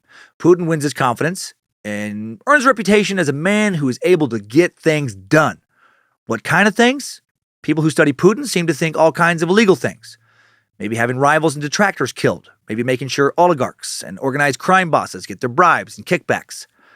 St. Petersburg at the time, known as the gangster capital of Russia. The assumption is that Putin is hired to do Sobchak's dirty work and that he's very good at it. 1994, 41-year-old Putin becomes Sobchak's first deputy mayor. While in this position, a huge food shortage hit St. Petersburg, and many Putin experts think Putin pocketed and or handed out a lot of the government aid, millions of dollars worth, that came with the shortage to organized crime and oligarch friends he had made. Putin was investigated for all this, but the mayor he worked for dismissed the case against him. Right, nothing corrupt about that at all. Numerous people who worked with Putin at this time spoke in a 2015 PBS Frontline documentary called Putin's Way, and they think he worked directly with the Russian mafia. According to one Russian investigator, the money was siphoned off to build Putin and some oligarch buddies of his vacation villas in Spain. 1996, Mayor Sobchak becomes the target of numerous corruption investigations, and he is defeated in the mayoral election. Putin resigns, moves to Moscow. Sobchak, while being investigated for corruption, has a heart attack at his trial, and Putin then helps him get out of the country. Sent him to France for what was supposed to be just a few days of R&R to recover from his, quote, heart attack. But once in France, Sobchak suddenly looks, shockingly healthy. He'll stay in France until Putin has enough political power to drop all the corruption charges against him and bring him back in 1999, right after he becomes member of Boris Yeltsin's cabinet. Right? I'll take care of you, buddy. I'll take care of you. Putin still in 1996. And that guy took care of Putin. That guy drops a charge against Putin. Putin drops charges against him, essentially. Putin still in 1996 joins Yeltsin's presidential staff as a deputy to the Kremlin's chief administrator. Putin quickly moves up the ranks in the Kremlin, continues to build his reputation as a guy who can get shit done. Guy willing to do fucking dirty work. 1998, Putin appointed director of the Federal Security Service, the domestic successor of the KGB, under the Boris Yeltsin administration. So really, he's still KGB. He's in charge of the Kremlin's relations with regional governments. Yeltsin reportedly loves Putin, starts to lean on him. Yeltsin, at this point, is an aging alcoholic with some health problems, and he's pissed a lot of people in Russia off. Right? He made a fucking mess of the country, selling off the country to the oligarchs when communism collapsed. He appoints Putin as head of his Security Council. At some point in 98, Putin's mother, Maria, dies at the age of 87. Nothing I can find shares any details. If he's upset about it, he doesn't talk about it. August 2nd, 1999, Vladimir's father, OG Vlad, dies at the age of 88. No word on how Putin felt about this. August 9th, 1999, Russian President Boris Yeltsin dismisses his prime minister, promotes former KGB officer Vladimir Putin. Vladimir, son of Vladimir, is now, the fucking prime minister. Now he's famous. Now Russians, much of the world, know his name. He has high public approval ratings as prime minister. If you can trust Russian media's ratings, which I don't trust any information coming out of Russia, really. Not at least since 1917. I'm open to more information before 1917. But supposedly his public approval increased when he launched a military operation against the rebels in Chechnya, a republic in Russia close to the Caspian Sea. In the Second Chechen War, which lasts for about 9 months of intense battling and then another 10 years as an insurgency, about 17,000 rebel soldiers will be killed, up to 80,000 Chechen civilians will die, roughly 7,500 Russian soldiers will die. Why was it fought? Over Russian apartment bombings. The Russian apartment bombings were a series of explosions that hit 4 apartment blocks in Moscow and 2 other Russian cities in September of 1999, killing more than 300, injuring more than 1,000, spreading a wave of fear across the country. The bombings were blamed on Chechen rebels, but were they actually responsible? Many people doubt it. They think this was a actual false flag operation, a true false flag operation and an inside job. No real investigation of the bombings was ever allowed to be conducted. The crime scene almost immediately destroyed by state bulldozers coming in right after the bombings, removing the rubble along with human remains. Crime scene immediately destroyed by the state. Then, short time after, a fifth bomb is discovered. This is just a few days later in another apartment building in the city of Ryazan by some residents. Then it's determined by some local investigators that agents of the FSB, aka New KGB, planted this. The explosive device had all the markings of coming from the Russian military, not Chechen rebels. Numerous experts said the evidence pointed to the FSB was behind the bombings, that it was solid evidence, not conspiracy, as Putin would try and claim. The fucking FSB did admit the bomb was one of their own eventually, but said there was never a plan to detonate it. It was just part of a, quote, training exercise. It was just a bomb in an apartment building, found a couple days after 4 other apartment buildings had been bombed. That's all. It's just a poorly timed secret training exercise in hindsight. We just happened to leave an active explosive device. We forgot it. We were supposed to do the training exercise and we got distracted. The assertion the government could have killed their own people was laughably dismissed by Putin. The government never allowed any charges related to this to move forward, conducted no investigation. Also, no Chechens ever publicly convicted of the apartment bombings, but some did disappear after secret trials. That's fun. The 4 primary Russians who wouldn't leave allegations alone about all this and did try to investigate, they all quickly ended up dead under mysterious circumstances. Weird. What a weird coincidence. Others were arrested, seemingly framed, and then tossed into prisons. Fucking Russia. Putin, though, his propaganda kept most of this away from the Russian public. And he was just given, positive media attention, given credit for protecting Russians from the dirty rebels that were never convicted because there was no evidence they actually did anything.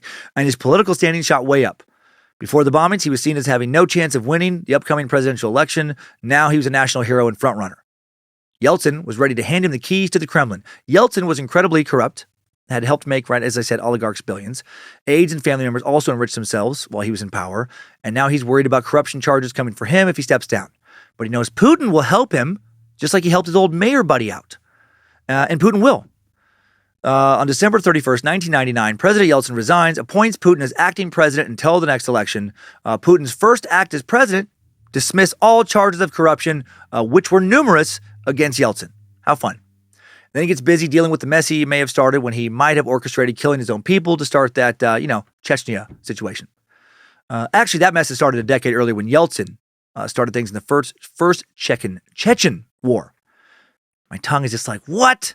I don't want to do these words. 1992, Chechnya officially declared independence from Russia.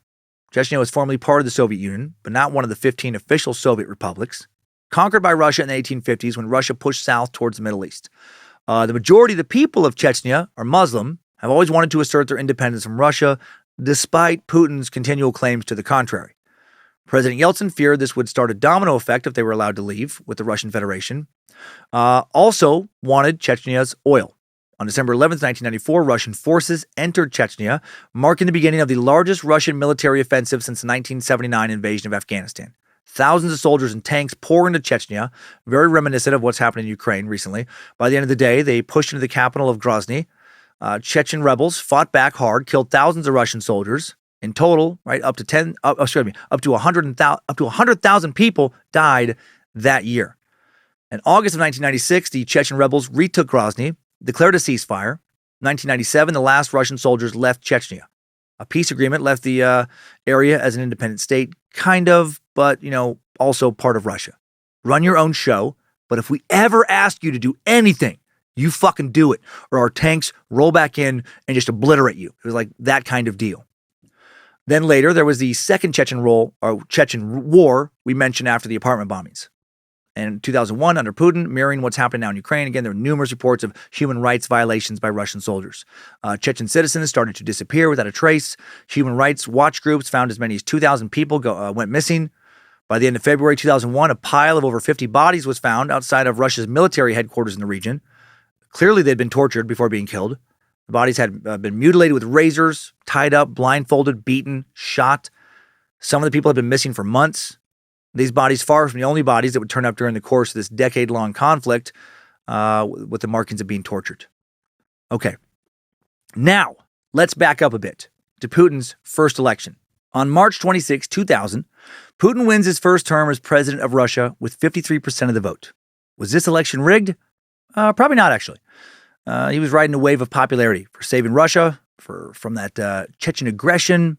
He wasn't really powerful enough yet to rig elections. At least that's the narrative. During his presidential campaign, during his victory speech, he promises to rebuild Russia, end corruption, and create a regulated market economy. Putin reasserted tighter control over Russia's 89 regions and republics than Yeltsin had almost immediately, divides them into 7 federal districts, each headed by a president-appointed representative, aka a Putin loyalist. Also removes regional governors' rights to sit in the Federation Council, the upper house of Russia's parliament. This move gives his presidency, more power. Putin also moves to reduce the power of Russia's financiers and media tycoons, the oligarchs, by closing media outlets, launching criminal proceedings against some of them, the ones not loyal to him, set examples for the rest, do what you're told, this is going to happen to you. Some of them, his buddies, they, of course, just keep getting rich. What's the fucking point of running Russia if you can't help some oligarchs get rich and then make sure that you get rich as well? After the 9/11 attacks in September 2001, Putin announces Russia's support for the U.S. in their anti-terror campaign. Putin offered use of Russia's airspace for humanitarian deliveries, help in search and rescue operations. He's a good guy now. But when the U.S. then focuses their campaign on Saddam Hussein, Putin opposes the U.S. Why? Well, he didn't like the West using 9/11 to increase their military presence near him in the Middle East. I can't blame him there. Putin also objected to President Bush's decision to abandon the 1972 anti-ballistic missile treaty. Don't blame him there either, actually. The U.S. decided to build up its ballistic missile and nuclear defense capabilities, reducing the odds of mutually assured destruction, keeping a nuclear war from happening. There were concerns that the U.S. was doing this so that they could strike first with nukes, then be able to defend themselves against nuclear retaliation, which would increase the likelihood of nuclear war. Putin responds by adding to Russia's arsenal of nukes. Early of 2003, one of Russia's richest oligarchs, Mikhail Khodorkovsky, head of the Russian oil company Yukos Oil, wants to be able to do more international business, have his company traded on the New York Stock Exchange, but the SEC wants proof that widespread Russian corruption won't affect his company. But widespread corruption was affecting his company. To a scale he couldn't fix the books enough to hide all of it. So now he speaks in front of Putin and Russian parliament, and in a televised session states that 4 separate independent organizations estimate that $30 billion a year are currently being lost to corruption in Putin's Russia. $30 billion go into the pockets of corrupt politicians, oligarchs, and organized crime members. Khodorkovsky was hoping that Putin would choose a Western style of doing business instead of the Russian way, as he called it, of widespread bribes and corruption. Putin does not decide to go to the Western style. Instead, he has Khodorkovsky arrested on bullshit charges, dismantles his oil company, divides its asset amongst Putin loyalists. Russia's richest man will then go to serve 10 years in a Siberian labor camp. Fucking modern gulag. This is the equivalent to Jeff Bezos or Bill Gates or Elon Musk, etc., accusing the government of corruption, then being arrested on trumped-up charges, having their company taken from them, given to the president's buddies, then sent to Rikers Island or San Quentin or some shit for a decade. Play by Putin's rules, be punished. That's how it works. Since getting out, Khodorkovsky has lived in Switzerland in exile, or he first lived in Switzerland in exile for years and then moved to London. And he thinks Putin may have wanted to truly have a democracy at first, but after he took power, he moved further and further towards totalitarianism. And Khodorkovsky, who has become wealthy once more and is perhaps Putin's biggest critic in exile, currently advocating Europe no longer buying oil from Putin. He thinks that will cripple him and possibly knock him out of power. March 2004, Putin is reelected for a second term as president. At the time, Russia's economy not doing well. Russia's economy is doing well. Oil prices lead to a consumer boom and raise living standards, and that'll continue until 2008. This election may have also been legitimate. He won over 70% of the vote. However, state-controlled media showed considerable bias towards Putin. Remember, he's a master of propaganda. If all the commercials and coverage you're watching make Putin look so much better than his rivals, what chance do they really have in an election? December of 2004, Putin eliminates direct elections for regional governors and makes them Kremlin appointees. He claimed this was necessary to keep Russia together. Sounds like a blatant dictator move. Was this necessary to keep Russia together or keep more of Russia loyal to Putin? April of 2005, Putin visits Israel to meet with Prime Minister Ariel Sharon, making him the first Russian, Kremlin leader to visit Israel. 2008, Vladimir Putin not eligible to run for a third consecutive term as president. So on May 7th, Putin's successor, Dmitry Medvedev, is appointed by him as Prime Minister of Russia after Dmitry wins with over 70% of the vote. So now, Dmitry, president, Putin, prime minister. Most foreign commentators and political analysts seem to believe that the transfer of presidential power that took place on May 7th, 2008, was in name only, and Putin continued to retain the number one position in Russia's effective power hierarchy, with Dmitry just being a puppet figurehead. I think that Putin for sure was still running shit from the shadows. Same year, Dmitry extended presidential terms from 4 to 6 years, setting shit up for Putin to rule for longer later, on Putin's orders, I imagine. Putin also announced he was going to be chairman of the United Russia Party, which had just won the majority in parliament. 2010, number of U.S. celebrities. This is so good. This is random. 2010, number of U.S. celebrities: Kevin Costner, Goldie Hawn, Kurt Russell, many others, along with a bunch of Russian oligarchs and high-ranking politicians, attend a children's charity benefit in St. Petersburg. Putin takes the stage to sing a rendition of Blueberry Hill by Fats Domino that, thank God, still lives on the internet to this day. Music critics worldwide have unanimously declared Putin's performance as the single greatest musical achievement in the history of humanity. If you don't believe me, listen to this raw talent. Eat your fucking heart out, Yoko Ono. I found my thrill on Blueberry Hill. My God. On Blueberry Hill. When I found you, the moon stood still on Blueberry Hill. It is even more uncomfortable to watch than to listen to. And linger until He looks like a fucking robot that's breaking down while he performs. my dreams came true. He's so awkward up there. God, he's I don't understand. Like, I guess he's just ruthless and very good at like propaganda, but he never appears like charismatic like a lot of like dictators. At least have some kind of charisma. He just seems like a fucking dork. Just the way he composes himself. But I'm sure he's obviously a very scary dork. Would I say that to his face? No, probably not. Not unless it was like just me and him, and I had like distance between him and I was armed and he wasn't. Then I'd probably say all kinds of shit. September of 2011, President Dmitry Medvedev announces that if United Russia wins the election, this political party, he and Putin will trade positions as president and prime minister. That's not weird at all. Putin then is reelected as president of Russia on March 4th, 2012. Wouldn't you know it? His buddy Dmitry gets to be prime minister. There are widespread protests and allegations of electoral fraud this time. This election seems like it was definitely fucking rigged. Putin strode onto a televised stage to declare his victory when only about 30% of the votes had been counted. Charges of vote rigging widespread. Thousands of Russians nationwide had signed up to monitor the election the whole day. Activists all over the place, constantly reporting one instance after another of multiple voting, abuse of absentee ballots, obstruction of election observers.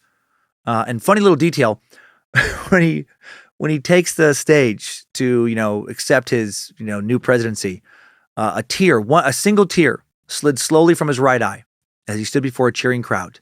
Then he utters a fiery speech, which included talk of how the U.S. was trying to destroy Russia, and he's never going to let that happen. A speech more in keeping with the tough guy image he carefully cultivated before. And then he publicly blamed that one tear on the wind. I just love that he felt like he had to address that. That's it. Listen, everyone. Thank you. Just for records, no tear. It's no tear. It's wind. It's strong wind and maybe some little rock. Get an eye for a second. No strong Russian man ever cry. Tears are for capitalist pigs. If Daddy were alive and see that eye leak, he would have come up and punched me in the face. He is a good father. May 7, 2012, Putin inaugurated as president. Appoints, like I said, Dmitry, his puppet, prime minister. Never know when that lapdog's going to come in handy again. Putin successful in stifling election fraud protests. He has numerous protesters and some people he ran against jailed. And that's a good way to stifle protests. I mean, to be fair. Fear, intimidation, tossing motherfuckers in prison, that generally gets people to calm down. Historically, it's worked out well on a lot of different occasions. December of 2012, Putin signs into law a ban on U.S. adoption of Russian children. The legislation takes effect January 1st, 2013. Putin said this legislation would make it easier for Russians to adopt Russian orphans. The new law left almost 50 children who were in the final stages of adoption in legal limbo. Why would he do this? Partially, it was a reaction to the U.S. passing a law called the Magnitsky Act, punishing Russia for Sergei Magnitsky, an accountant ready to expose corruption and misconduct by the Russian government, being killed in a Russian prison before he could testify. Also, speculating here, I bet Putin felt it made Russia look weak to have kids it couldn't take care of, kids that American pigs had to take care of and save. So did Russians then magically adopt all these Russian kids who needed adoption? Nope. According to a Moscow-based adoption advocacy group, Change One Life, Russia had roughly 600,000 orphans after this law goes into effect that are not being adopted. So fucking great job, Putin. I'm sure it was way better for those kids to grow up in a roach and rat-infested fucking dump of a Russian orphanage than to grow up with a nice, loving U.S. family. June of 2013, super good guy, Putin, passes anti-gay laws that forbid gay couples from adopting children in Russia because fuck those 600,000 kids. Better let them slum in dilapidated orphanage than have two dad or two mom. Society obviously completely collapse if kid raised by two dicks or two pussies. What is wrong with our species? What is wrong with Putin? He also placed a ban on propagandizing non-traditional sexual relationships to minors. Okay. Putin starts really framing homosexuality as a Western evil in speeches now. America wants you to start touching your dick to more dicks. So we no longer breed a strong Russian women with strong Russian baby. That's how they kill Russia. Dicks touching dicks. Then he flashes back to his childhood wrestling match with Chikatilo, right? And blushes when that thought makes him hard as fuck. JK. There's widespread international protest in response. Not JK about that. The same month, Putin announces that he and his wife are getting a divorce. Putin says there are people who just cannot put up with it. Ludmila Alexandrova has stood watch for almost 9 years. Ludmila said, our marriage is over because we hardly see each other. Vladimir Vladimirovich is immersed in his work. Our children have grown and are living their own lives. I bet she was so happy when it was all over. Putin may have left her for a mistress. He's always been very guarded regarding his romantic life. Long rumored, he's dated Alina Kabeva, highly decorated, two-time Olympic medal-winning 38-year-old Russian former rhythm gymnast and model, 21 years his junior. Rumored he has 3 kids with her and has set her up with a $10 million a year salary for a bullshit job. August 1st, 2013, Putin grants asylum to Edward Snowden, who was wanted by U.S. authorities for leaking classified information. Snowden allowed to remain in Russia on the condition that he stop bringing harm to our American partners. Yeah, right. I bet Putin gave Snowden exile because of all the dirt on America that Snowden was able to give him. We'll be sucking Snowden for sure at some point. Preliminary research already done. December 2013, Putin commemorates the 20th anniversary of the post-Soviet constitution by releasing 25,000 inmates from Russian prisons. I wonder how many of those 25,000 he sent there on bullshit charges.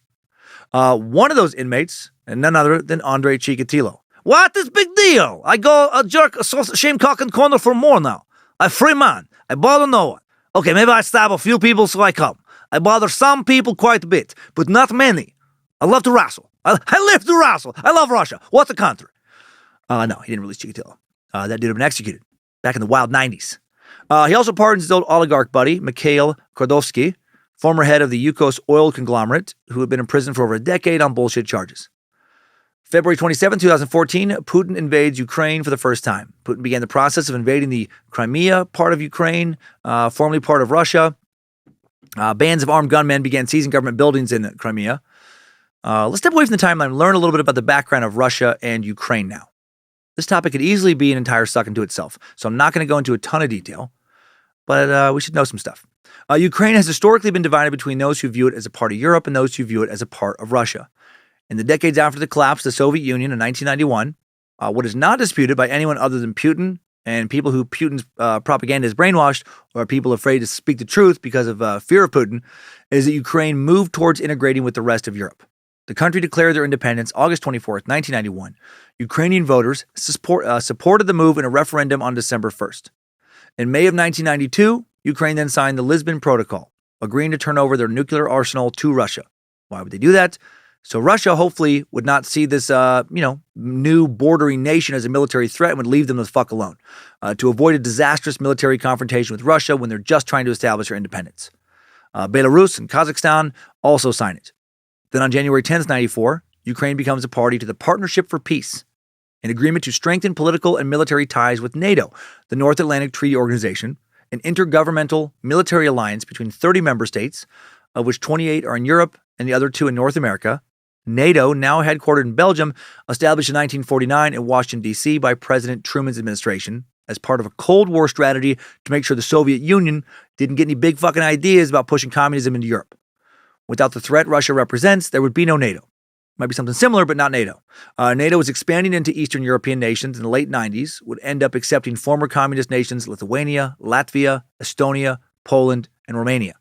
And Putin did not like any of this. He fucking hated that these former pieces of the Soviet Union, satellite states like Poland, had turned their backs on Mother Russia and openly sided with the West. It's insulting. Now there were NATO nations directly bordering Russia as well. Russia really did not want Ukraine to join them. Also in 1994, Russia, Ukraine, the US, the UK, they signed the Budapest Memorandum to restate Ukraine's commitment to surrender their nuclear arsenal, and these nations pledged that they would acknowledge and respect Ukraine as an independent country. Then in 1997, Russia and Ukraine signed the Treaty of Friendship to promise to respect each other's borders and preserve the rights of national minorities in each country. Currently, obviously, not too friendly. Russia kept the majority of its Black Sea fleet and the rights to garrison 25,000 soldiers in Ukraine-controlled Crimea. Ukraine received over $500 million in compensation for this. 2008, NATO announced its intentions to enroll Ukraine, but doesn't give a timeline. This is known as the Bucharest Declaration, and Putin is fucking furious. Putin has always insisted that Ukraine was part of Russia culturally and historically. He's always said that NATO is a threat to Russia. He's not wrong about that. Putin would love to reestablish a Russian-dominated security zone like the one it had during the Soviet Union. Ukraine would be a wonderful buffer, wonderful part of that security zone. This is thought to be a major reason why he's fucking up Ukraine right now, to create this buffer zone. Also, though, while the majority of Ukrainians, Western Ukrainians, have long preferred being allied with the West instead of Russia, there are many ethnic Russians there, especially in the eastern part of Ukraine, and many of those would like to return to Russia. I'll never understand why, but they do. It's messy. These two nations have been tangled up for centuries. Here's a really skimpy overview of that entanglement.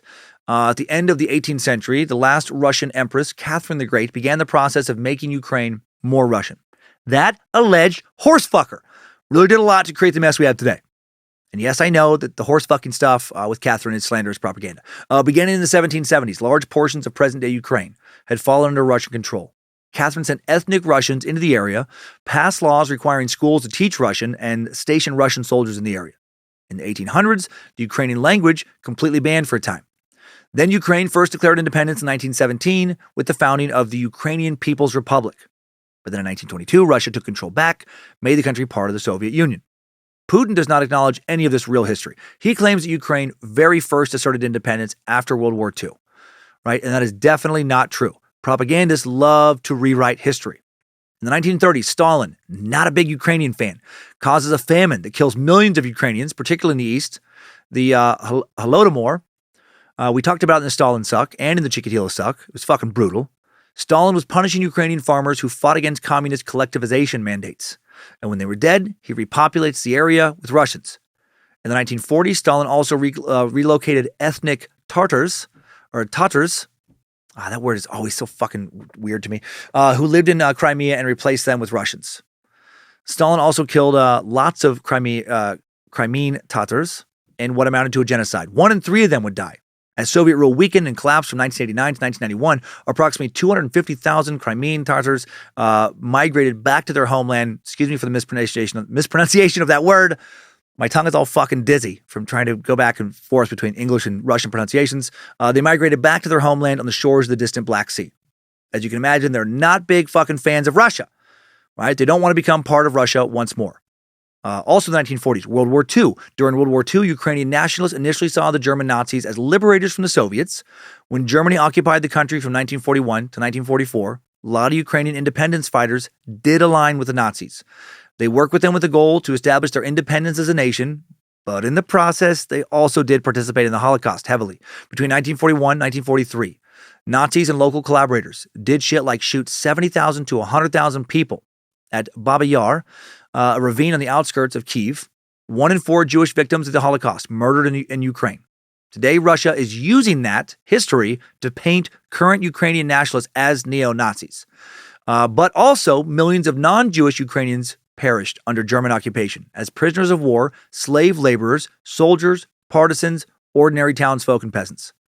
A lot of the fighting in World War II took place in Ukraine, Belarus, Western Russia.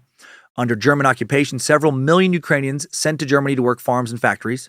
Early in the war, Nazi racial hierarchy placed Ukrainians above Russians, and the Nazis attempted to promote Ukrainian national culture and occupied Ukrainian territories. Nazis promised they'd help Ukraine win independence after the war, but then towards the end of the war, they turned on the Nazis, or on the Ukrainians. It's almost like you can't trust a Nazi. More on Ukrainian neo-Nazi ties after we visit the current Ukrainian situation at the end of the episode. Because of all this history, while about 2/3 of Ukrainians speak Ukrainian as their first language, most of them living in Western Ukraine, the other 1/3 are Russian speakers living in Eastern Ukraine. And Western Ukrainians, by and large, do not particularly like Russia, see themselves as European. Traditionally, they've wanted to break away from Russia's control for many years, have voted for candidates who support that, over and over again. Eastern Ukraine, though, has voted for pro-Russian candidates. And it seems, according to polling in the last few years, about a half of them do want to rejoin Russia. So it's a fucking mess.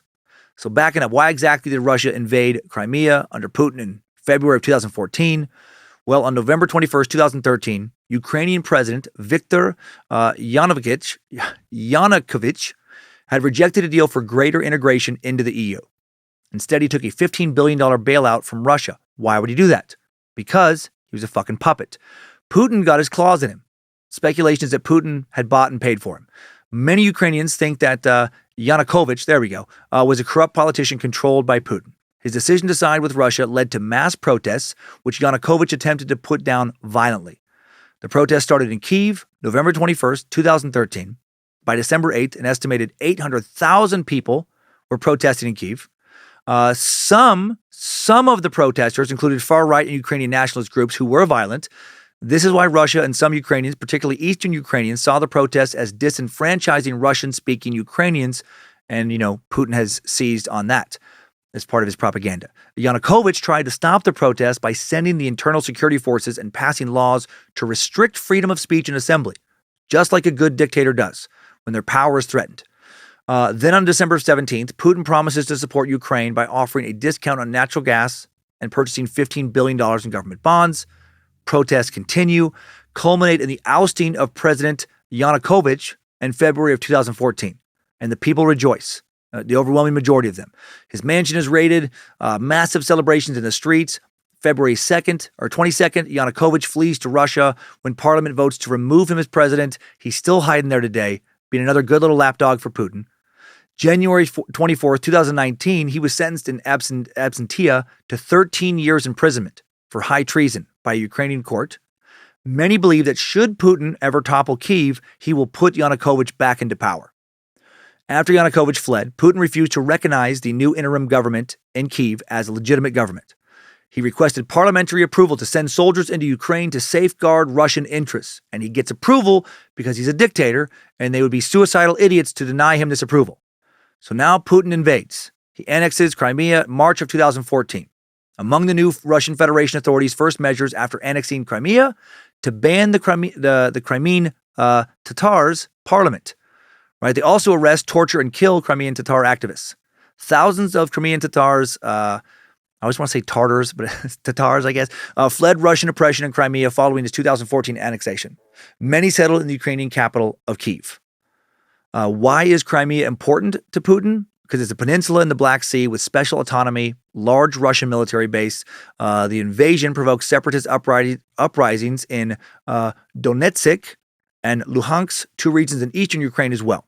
And fighting continues there for years. Ukraine ambassador to the UN, Yuri Sergeyev, claimed that about 16,000 soldiers invaded Crimea, and that got the attention of Europe and the U.S. U.S. and the EU refused to accept legitimacy of a referendum in which the majority of the Crimean population supposedly voted to secede from Ukraine and rejoin Russia. This vote, seen by most rational people in the world as being obvious Putin bullshit, lies and propaganda, rigged. Putin defended his actions, insisted that the soldiers he sent into Ukraine were only meant to enhance military defenses already within the country. Bullshit. Definitely wasn't. Eastern Ukraine has vast coal and iron supplies as well as fertile farmland, and Russia wanted those resources. Definitely, wasn't to have more naval control of the Black Sea, to have a buffer zone between Russia and NATO. No, He's just, reinforcing people who are already there. Putin denies accusations that Russia intended to engage Ukraine in war, which is absurd. Putin said he was granted permission from the upper house of Russia's parliament to use force in Ukraine, but felt it was unnecessary. Denied speculation there would be further invasion of Ukraine. Such a measure would certainly be the very last resort, he said. He does this weird shit where, like, he's over there, soldiers are killing lots of people, and he's like, no, we're not going to use force. No, come on. Although internationally, it has still been recognized as being part of Ukraine, Russia has controlled Crimea now since this 2014 invasion. Okay. I know there was a lot of information. A little overview complete. Let's now dive a little deeper into the timeline. We'll get back to Ukraine in a bit. September 28th, 2015, in an address before the UN General Assembly, Putin presents his vision of Russia as a world power, paints the U.S. and NATO as threats to global security. Not quite, but close. U.S. and NATO are threats to Russian security, for sure, which is why they're so fucking important. If the U.S. was much weaker, and NATO was as well, I think the global map would look very different than it does right now. I think Russia would own a lot more land. In September of that year, the UN estimates that 8,000 people have been killed, 1.5 million people displaced as part of the conflicts in Ukraine. These recent atrocities in Ukraine, nothing new. Ukraine has been getting fucked over by Mother Russia for a long time. September of 2015, Russia announces they will begin strategic airstrikes in Syria now. The government promised that the military action was meant to target extremist group, the Islamic State, right? ISIS, which had made advances in the region due to the civil war in Syria. Putin's true motives, though, called into question. Analysts and government officials believe the airstrikes were aimed at the rebels attempting to overthrow President Bashar al-Assad. The U.S. wanted Assad out. Putin wanted him in. Why? It's thought partially to send a message to other despots, right? Stick with Russia. Russia will protect you from the U.S. and some kind of CIA-led regime toppling. Also to send a message to the U.S. You cannot impose your will in lands near Mother Russia. We are still a formidable Cold War foe. Putin will win this backdrop battle of sorts between the U.S. and Russia in Syria because Assad is still in charge. 2016. Putin shifts the balance of power in Syria, right, with this shit. Evidence emerges that Russia was conducting a wide-ranging hybrid warfare campaign intended to undermine the power and legitimacy of Western democracies. Russian fighter jets violated NATO airspace in the Baltic. Russia also initiated 2 cyber attacks on the Ukrainian power grid. Ukraine reported that the country was subjected to over 6,000 cyber attacks over a 2-month period. Ukrainian investigators linked the campaign to Russia. Authorities also uncovered a plot to assassinate the Montenegrin prime minister and install a pro-Russian government there. Montenegrin prosecutors uncovered a conspiracy that linked nationalist Serbians, pro-Russian fighters in eastern Ukraine, and a pair of Russian intelligence agents to the coup. More Cold War shit. July of 2016, thousands of private emails of members of the Democratic Party in the U.S. published by WikiLeaks. A few days later, the FBI opened an investigation into Russia's efforts to influence the election and connections to Trump's campaign. Trump joked that Russia released the emails because Putin likes me. He also invited Russia to find Clinton's 30,000 emails that are missing. Trump denied that Putin was attempting to sway the election in his favor. U.S. intelligence reports, however, tell a different story. Putin for sure used his troll farms and Twitter bots to help Trump win the 2016 election, and Putin helped Trump again in 2020. And because so many are so very sensitive to any critique of Trump whatsoever, I've literally never met people more sensitive in my life to having their favorite politician critiqued in any way. This is not slander I'm making up. This is part of this research, right? You can go online. You can easily find the government reports yourself, which QAnon truthers, of course, will say are nothing more than deep state propaganda, which I don't believe for a second. Also, please don't forget that critiquing the president, any president, is a good American thing to do. I don't know why that's gotten lost last several years. It represents freedom. Trying to scream down your, critiques, the people who are critiquing your president, trying to scream those people down. If you're the person that does that, maybe you should move to Russia, because I bet Putin would fucking love you. Autocrats love a loyalist who does not tolerate dissent, right? Who doesn't tolerate people who step outside of party lines. Like who you want to like, but also maybe be tolerant of those who don't agree with you. That feels like the most American thing to do to me. I'm proud to have friends who voted for Biden. I have other friends, I'm proud to have friends who voted for Trump. You actually don't have to pick one side and hate the other. You can talk to the side you don't morally line up with and listen to what they have to say. Try and influence their hearts and minds on the issues that matter most to you. Most people respond better to thoughtful discourse than they do to fuck you, you idiot, you're wrong. But, fuck Putin. December 2017, Putin announced he is ordering Russia to begin withdrawing from Syria. Their 2-year campaign to destroy ISIS was complete, he stated, but Russia may return if violence continued. At the end of 2017, Putin reported at his end-of-the-year press conference that he would run for a 6-year term in 2018 as an independent candidate. He ends his association with the United Russian Party. Why? Fucking who cares? Political theater. Doesn't matter what party he's a member of. The only party in Russia that matters is whatever party Putin's a member of. He's a dictator. The rest is all window dressing, just a dog and pony show. March of 2018, despite Russia being in an economic depression, Putin's approval rating remains above 80%. Interesting that he would poll so well when he consistently rigs the polls. That's weird. He seems certain he would win in the upcoming election. I'd be certain too, if my loyalist goons were in charge of making sure I, won the quote-unquote counted votes. He made sure to have government media outlets criticize his opponents, also barred others from running just completely. That helps win an election for sure. Just 2 weeks before the election, Sergei Skripal, a former Russian intelligence officer convicted of spying for Britain, who was released to the UK in a prisoner swap, is found unconscious with his daughter in Salisbury, England. Investigators believe that they had been exposed to Novichok, a complex nerve agent developed by the Soviets. Britain accuses Putin of ordering this attack at a detractor. Prime Minister Theresa May expels almost 24 Russian intelligence operative from the country. March 19th, 2018. Wouldn't you know it? Putin wins another term as president of Russia. Oh, man, good for him. He's so popular. He gets more than 76% of the vote. Great job. Independent monitoring agency, Golos, found that Putin used ballot stuffing to increase voter turnout. Putin called his election an incredible victory, and he'll remain in office until 2024, or until he dies or is overthrown in a violent coup, or that. After winning, Putin bragged about having new weapons that would render NATO's defenses completely worthless, claimed to have a low-flying nuclear-capable cruise missile with unlimited range, and another missile capable of traveling at hypersonic speed. Does a little demonstration video that includes an animation of simulated attacks on the United States, so that's super fun. Not worrisome at all. Oh, man, he's our buddy. We can trust him. May 20th, 2019, Volodymyr Zelensky, elected as president of Ukraine on a populist reform platform. That motherfucker, goddamn champion. Gonna have to suck him one day. Living legend. I don't pray, but if I did, I would pray to God, please save this man. Guide him to continued strong leadership in Ukraine. Hail Nimrod. In Putin's January 2020 State of the Nation speech, he proposes constitutional amendments that include transferring power to select the prime minister and cabinet from the president to the parliament. His cabinet, including Dmitry Medvedev, he resigns finally, saying that a new government will give Putin the opportunity to make the decisions he needs to make. Putin also suggests limiting presidential terms to just 2, indicating he won't attempt to seek a 3rd consecutive term. Now, what's he doing here? No one knows. But I can't imagine him stepping down in 2024. I mean, I don't know. Maybe he was thinking about touring the world as as Russia's, oh wow, big difference, greatest living songbird. There will in the willow play love's sweet melody. God, so good. But all those vows we made were never. Man, that guy can really carry a tune. April of 2021, Putin signs a new law allowing him to have 2 more term limits. He changed his mind. He just JK earlier. Now he can remain in power until at least 2036. There we go. That's the real Putin. Bummer for music fans, though. No sold-out international tour.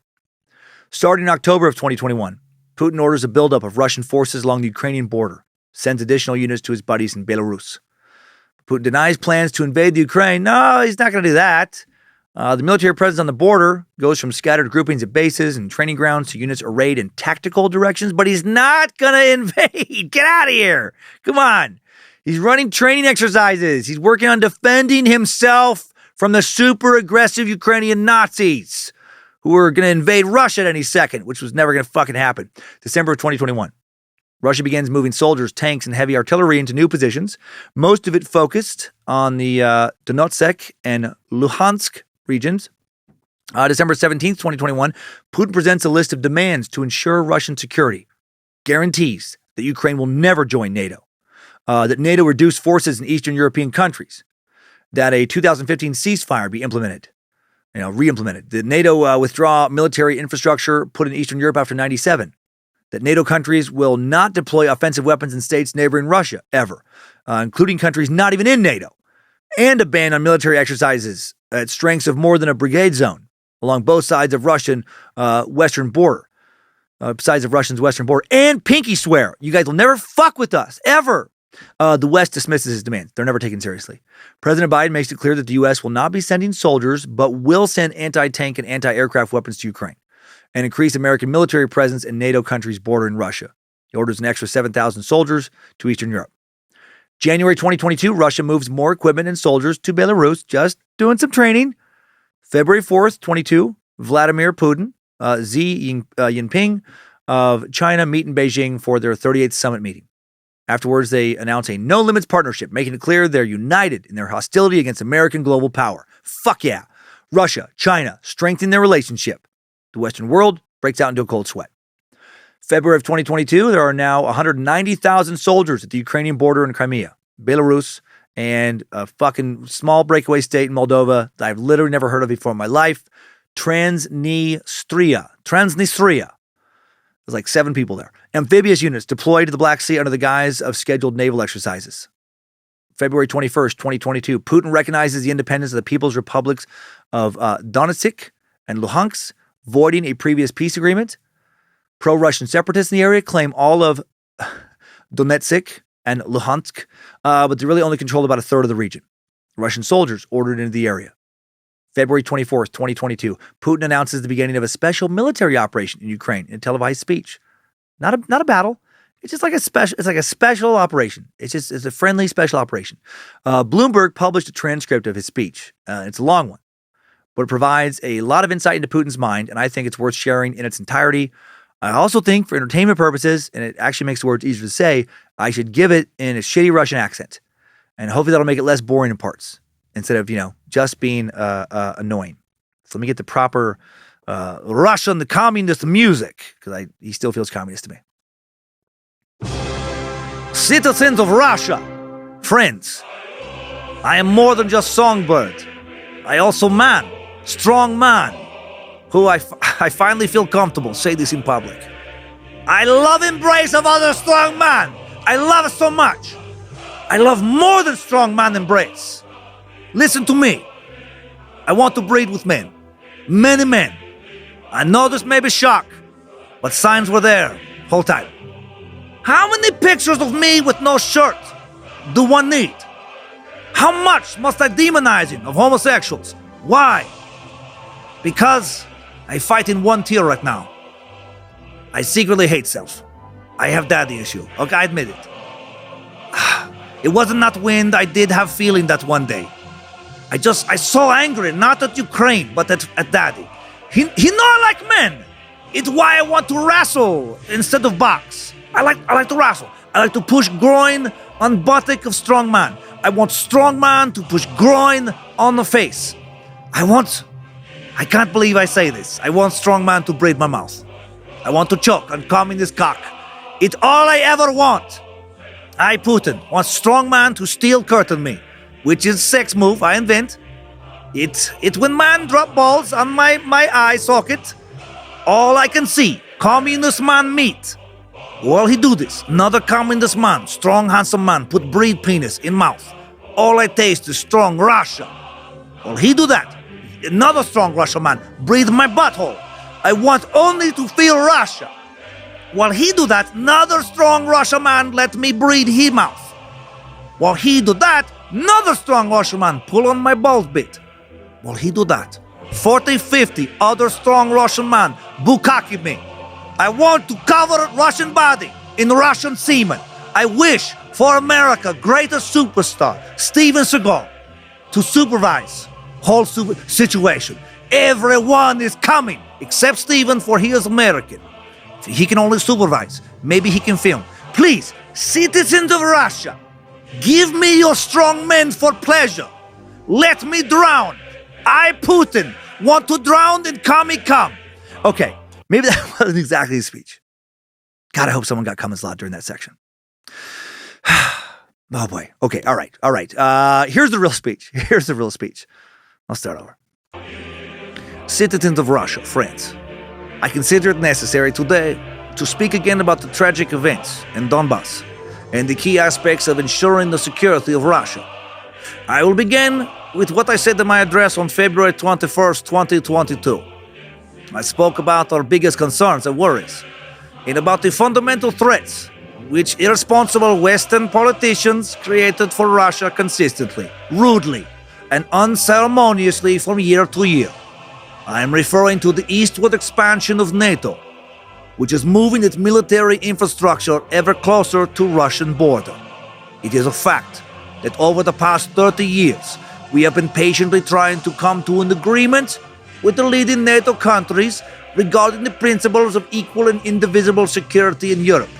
In response to our proposals, we invariably faced either cynical deception and lies, or attempts at pressure and blackmail, while the North Atlantic Alliance continued to expand despite our protests and concerns.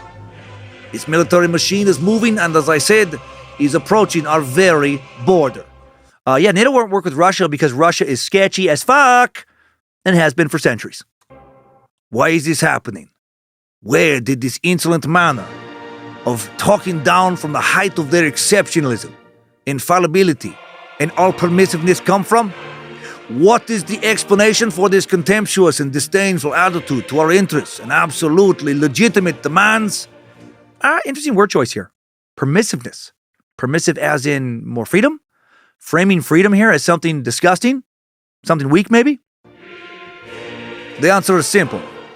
Everything is clear and obvious. In the late 1980s, the Soviet Union grew weaker and subsequently broke apart. It broke apart because it fucking sucks. And the Russian people hated their shitty-ass lives.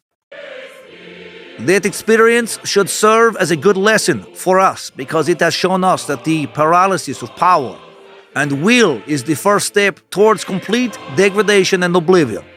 We lost confidence for only one moment, but it was enough to disrupt the balance of forces in the world. As a result, the old treaties and agreements are no longer effective. And treaties and requests do not help.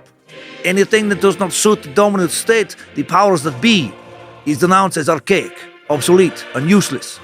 At the same time, everything it regards as useful is presented as the ultimate truth and forced on others regardless of the cost, abusively and by any means available. Those who refuse to comply are subjected to strong-arm tactics. What I'm saying now does not concern only Russia, and Russia is not the only country that is worried about this. This has to do with the entire system of international relations, and sometimes even U.S. allies. The collapse of the Soviet Union led to a redivision of the world, and the norms of international law that developed by that time, and the most important of them, the fundamental norms that were accepted following World War II, and largely formalized its outcome, came in the way of those who declared themselves the winners of the Cold War. Of course, practice, international relations, and the rules regulating them had to take into account the changes that took place in the world and in the balance of forces. However, this should have been done professionally, smoothly, patiently, and with due regard and respect for the interests of all states and one's own responsibility. Instead, we saw a state of euphoria created by the feeling of absolute superiority, a kind of modern absolutism, coupled with the low cultural standards and arrogance of those who formulated and pushed through decisions that only suited themselves. The situation took a different turn. Another interesting choice of words here. Low cultural standards. What the fuck does that mean? Do countries who don't share Putin's homophobia have low cultural standards? That feels like the subtext I was picking up. There are many examples of this. First, a bloody military operation was waged against Belgrade, without the UN Security Council sanction, but with combat aircraft and missiles used in the heart of Europe. The bombing of peaceful cities and vital infrastructure went on for several weeks. I have to recall these facts because some Western colleagues prefer to forget them. And when we mention the events, they prefer to avoid speaking about international law, instead emphasizing the circumstances which they interpret as they think necessary. Then came the turn of Iraq, Libya, and Syria. The illegal use of military power against Libya and the distortion of all the UN Security Council decisions on Libya ruined the state, created a huge seat of international terrorism, and pushed the country towards a humanitarian catastrophe, into the vortex of a civil war, which has continued there for years. The tragedy which was created for hundreds of thousands, even millions of people, not only in Libya, but in the whole region, has led to a large-scale exodus from the Middle East, in North Africa to Europe. And I have to say, Okay, all right. I make some fair points there. The U.S. has done whatever the fuck it's wanted to do in many of these instances. And, I don't think our political goals abroad are always noble. Interesting, though, that Putin would denounce a humanitarian catastrophe while currently committing a humanitarian catastrophe in Ukraine. Similar fate also prepared for Syria. The combat operations conducted by the Western coalition in that country without the Syrian government's approval or UN Security Council sanction can only be defined as aggression and intervention. But the example that stands apart from the above events is, of course, the invasion of Iraq without any legal grounds. They used the pretext of allegedly reliable information available in the United States about the presence of weapons of mass destruction in Iraq. To prove the allegation, the U.S. Secretary of State held up a vial with white powder publicly for a whole world to see, assuring the international community that it was chemical warfare agent created in Iraq. It later turned out that all of that was a fake and a sham, and that Iraq did not have any chemical weapons. Incredible and shocking, but true. Yeah, not our finest moment.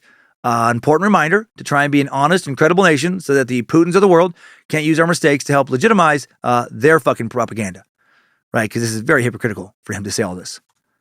We witness lies made at the highest state level and voiced from the high UN rostrum. As a result, we see a tremendous loss in human life, damage, destruction, colossal upsurge in terrorism.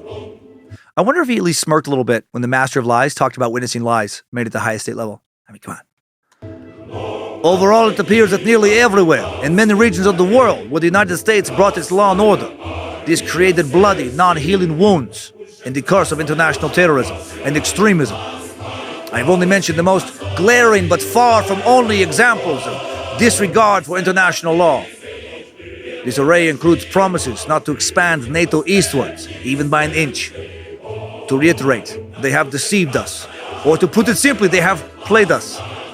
Sure, one often hears that politics is a dirty business. It could be, but it shouldn't be as dirty as it is now, not to such an extent. This type of con artist behavior, contrary not only to the principles of international relations, but also and above all to the generally accepted norms of morality and ethics. Where is justice and truth here? Just lies and hypocrisy all around. Hello, pot calling kettle black. Oh boy! Incidentally, U.S. politicians, political scientists, and journalists write and say that a veritable empire of lies has been created inside the United States in recent years. It is hard to disagree with this. It is really so. Yeah, the empire of lies has been built in the U.S. largely by Russian fucking troll farms and disinformation bots. Thanks, Putin. But one should not be modest about it. The United States is still a great country and a system forming power. All its satellites not only humbly and obediently say yes to and parrot it at the slightest pretext, but also imitate its behavior and enthusiastically accept the rules it is offering them. Therefore, one can say with good reason and confidence that the whole so-called Western Bloc formed by the United States in its own image and likeness is, in its entirety, the very same empire of lies. This is starting to feel like a declaration of World War III.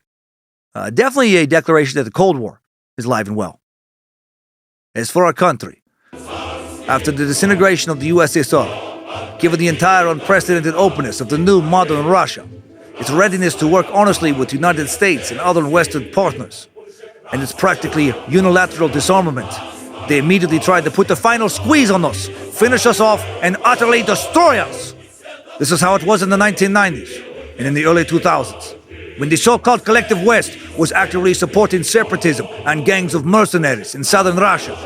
What victims, what losses we had to sustain, what trials we had to go through at that time before we broke the back of the international terrorism in the Caucasus. We remember this and we will never forget. Properly speaking, the attempts to use us in their own interest never ceased until quite recently. They sought to destroy us, our traditional values, and force on us their false values that would erode us, our people from within, the attitudes they have been aggressively imposing on their countries, attitudes that are directly leading to degradation and degeneration, because they are contrary to human nature. This is not going to happen. No one has ever succeeded in doing this, nor will they succeed now. This feels like thinly veiled homophobic rhetoric. Contrary to nature. Sometimes it really does feel like he's homosexual to me and just hates himself and then takes out that hatred on fellow homosexuals. Maybe he did get in street fights as a youth. Maybe he was gay bashing. Just to rile him up, if any hackers from Anonymous or some similar powerful hacking collective are listening, maybe consider a disinformation campaign centered around stories revolving Putin being a power bottom. Do some cool shit with Photoshop. Show Steven Seagal bending him over in the Kremlin or something. Try to get some mainstream media outlets to report the story. See how he reacts. I think it'd be funny. Unless, that's how a nuclear apocalypse kicks off. But, then sure, I'm going to have a lot of people mad at me. But also, getting the world destroyed over a joke like that is a pretty funny way to go out. Back to the speech. Despite all that, in December 2021, we made yet another attempt to reach agreement with the United States and its allies on the principles of European security and NATO's non-expansion. Our efforts were in vain. The United States has not changed its position. It does not believe it necessary to agree with Russia on a matter that is critical for us. The United States is pursuing its own objectives while neglecting our interests. Of course, the situation begs a question. What next? What are we expect? If history is any guide, we know that in 1940 and early 1941, the Soviet Union went to great lengths to prevent war or at least delay its outbreak. To this end, the USSR sought not to provoke the potential aggressor until the very end by refraining or postponing the most urgent and obvious preparations it had made to defend itself from imminent attack. When it finally acted, it was too late. As a result, the country was not prepared to counter the invasion by Nazi Germany, which attacked our motherland on June 22nd, 1941, without declaring war. The country stopped the enemy and went on to defeat it, but this came at a tremendous cost. The attempt to appease the aggressor ahead of the Great Patriotic War was proved to be a mistake, which came at a high cost for our people. In the first months after the hostilities broke out, we lost vast territories of strategic importance, as well as millions of lives. We will not make this mistake the second time. We have no right to do so. Comparing Ukraine to Nazi Germany is a fucking stretch. It's actually nonsense, as I'll point out later. Those who aspire to global dominance have publicly designated Russia as their enemy. They've done so with impunity. Make no mistake, they had no reason to act this way. It is true they have considerable financial, scientific, technological, and military capabilities. We are aware of this and have an objective view of the economic threats we have been hearing, just as our ability to counter this brash and never-ending blackmail. Let me reiterate that we have no illusions in this regard and extremely are realistic in our assessments. As for military affairs, even after the dissolution of the USSR and losing a considerable part of its capabilities, today's Russia remains one of the most powerful nuclear states. Moreover, it certainly has advantages in several cutting-edge weapons. In this context, there should be no doubt for anyone that any potential aggressor will face defeat and ominous consequences should it directly attack our country. Once again, interesting choice of words here. Not aggressor, potential aggressor. This is great propaganda framing. By adding the word potential, attacking a sovereign nation like Ukraine in an unprovoked fashion is no longer seen as an offensive military act. Right? It's defensive. You're no longer really throwing the first punch. You're reacting to them making a fist and obviously planning to punch you. You're defending yourself from future aggression by technically punching them in the face first. Dude is very good at propaganda. At the same time, technology, including the defense sector, is changing rapidly. One day there is one leader, tomorrow another. But a military presence in territories bordering on Russia, if we permit it to go ahead, will stay for decades to come or maybe forever, creating an ever-mounting and totally unacceptable threat for Russia. Even now, with NATO's eastward expansion, the situation for Russia has been becoming worse and more dangerous by the year. Moreover, these past days, NATO leadership has been blunt in its statements that they need to accelerate and step up efforts to bring the alliance's infrastructure closer to Russia's borders. In other words, they have been toughening their position. We cannot stay idle and passively observe these developments. That would be an absolutely irresponsible thing for us to do. I mean, he's not wrong here. For him to keep his totalitarian regime going, he does need to take NATO seriously. NATO doesn't like him. And NATO has been bringing their infrastructure closer to Russia's borders because, Russia, Putin's Russia, is a serious threat.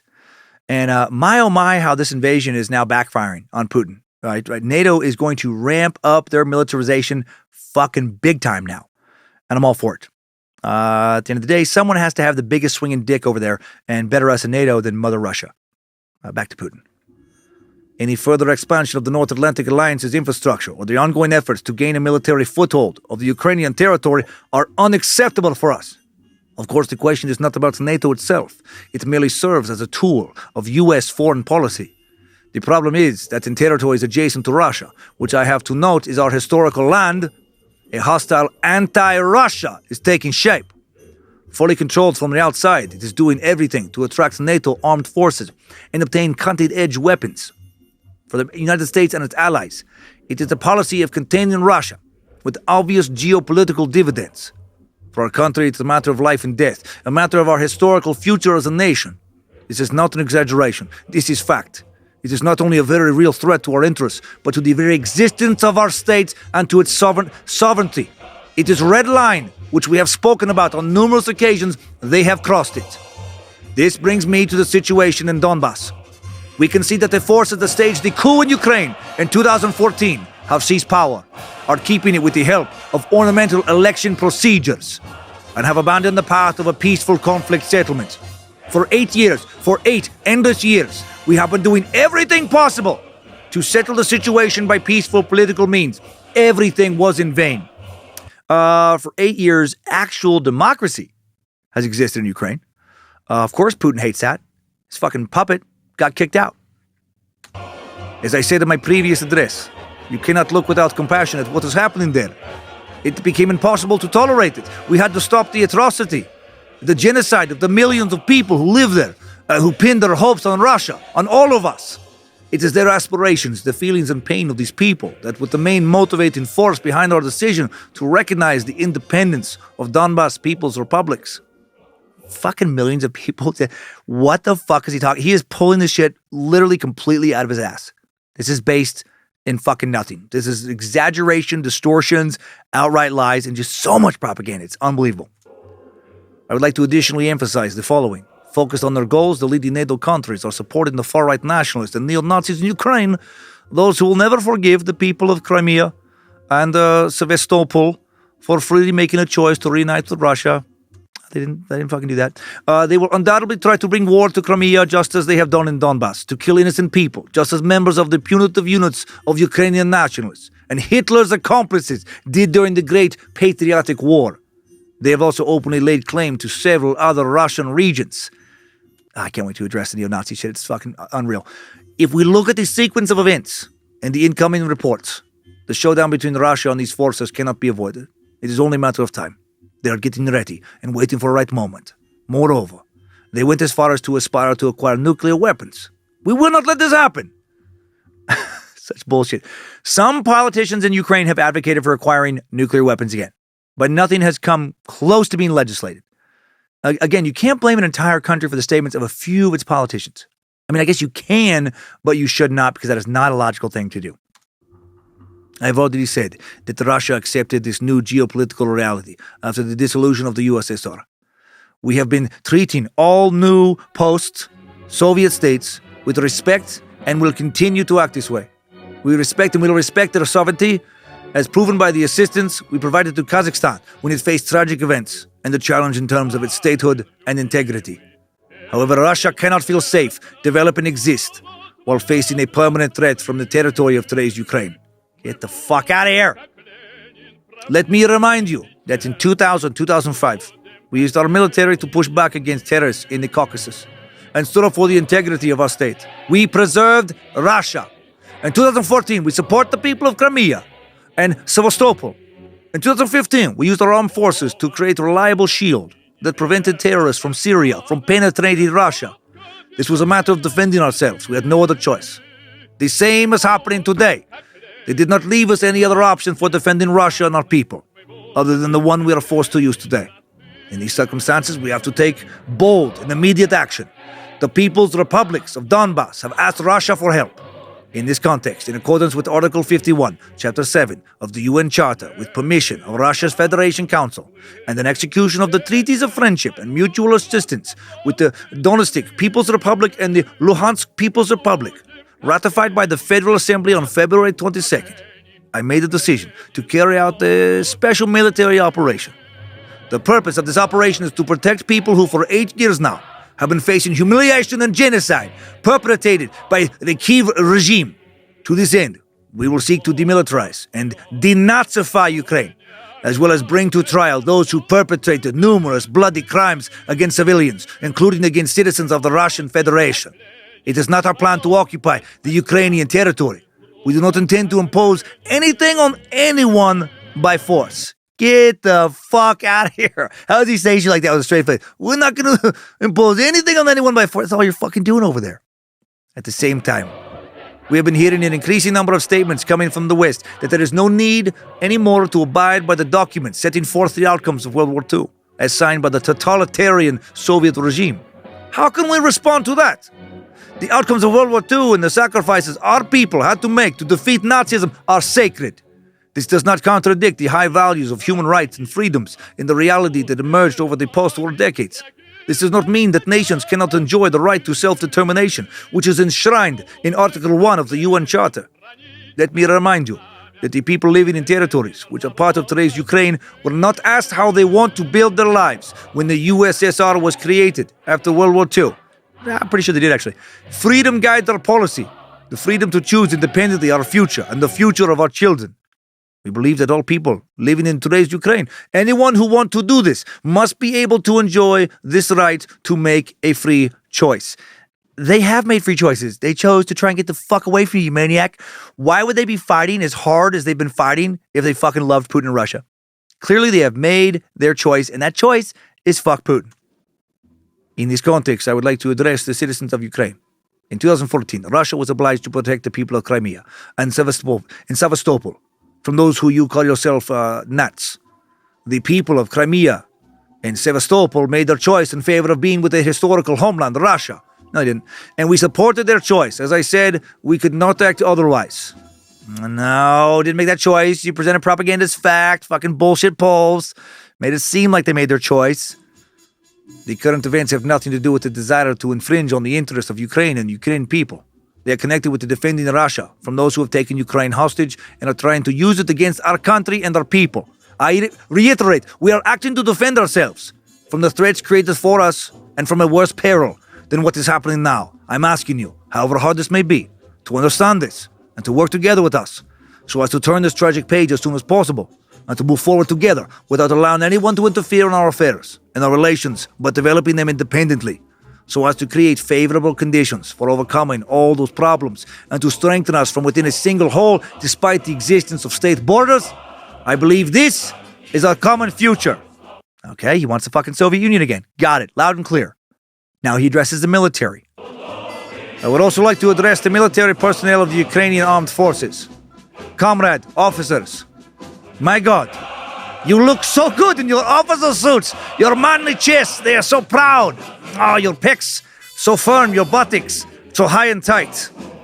Oh, I want to breed you. I'm not going to lie. I want to breed you. I want you to tie me up. Tell me I'm a bad boy. Say I'm a bad boy. You are KGB. I'm dirty Ukrainian peasant. You must interrogate me. I have intel, but I will not give it up easy. You probably have to choke me. I suggest using cock, but it is your choice. You're in charge. I tied up. I helpless. I have no shirt on. My balls tied tight with rubber band. It hurts so good. Maybe you have to paddle my bottom. Maybe you have to breathe my bottom to get the answer you want. Maybe you have to piss on me. Watch me come. When strong, golden Russian stream hits my mouth, open, waiting mouth, maybe you have to shit on me. Maybe I need a showbiz or some peanut butter. Maybe that's how they do it in Hollywood. Sorry. Back to the real speech. Comrade officers, your fathers, grandfathers, and great-grandfathers did not fight the Nazi occupiers, did not defend our common motherland to allow today's neo-Nazis to seize power in Ukraine. You swore the oath of allegiance to the Ukrainian people and not to the junta, the people's adversary, which is plundering Ukraine and humiliating the Ukrainian people. I urge you to refuse to carry out their criminal orders. I urge you to immediately lay down your arms and go home. I'll explain what this means. The military personnel of the Ukrainian army who do this will be able to freely leave the zone of hostilities and return to their families. That hasn't happened, I don't think at all. I don't believe that for a second. I want to emphasize again that all responsibility for the possible bloodshed will lie fully and wholly with the ruling Ukrainian regime. I would now like to say something very important for those who may be tempted to interfere in these developments from the outside. No matter who tries to stand in our way, or all the more so create threats from our country and our people, they must know that Russia will respond immediately, and the consequences will be such as you have never seen in your entire history. No matter how the events unfold, we are ready. All the necessary decisions in this regard have been taken. I hope that my words will be heard. Shit. I feel like that was a little bit, directed at people like me. I don't know. Is Russia going to respond immediately to this podcast? I don't think I have a huge listenership of many Putin loyalists, thank God. Also, that history has never seen before, like you respond in a way that felt like a definite, thinly veiled threat of nuclear warfare. And then Putin adds just a little closing address.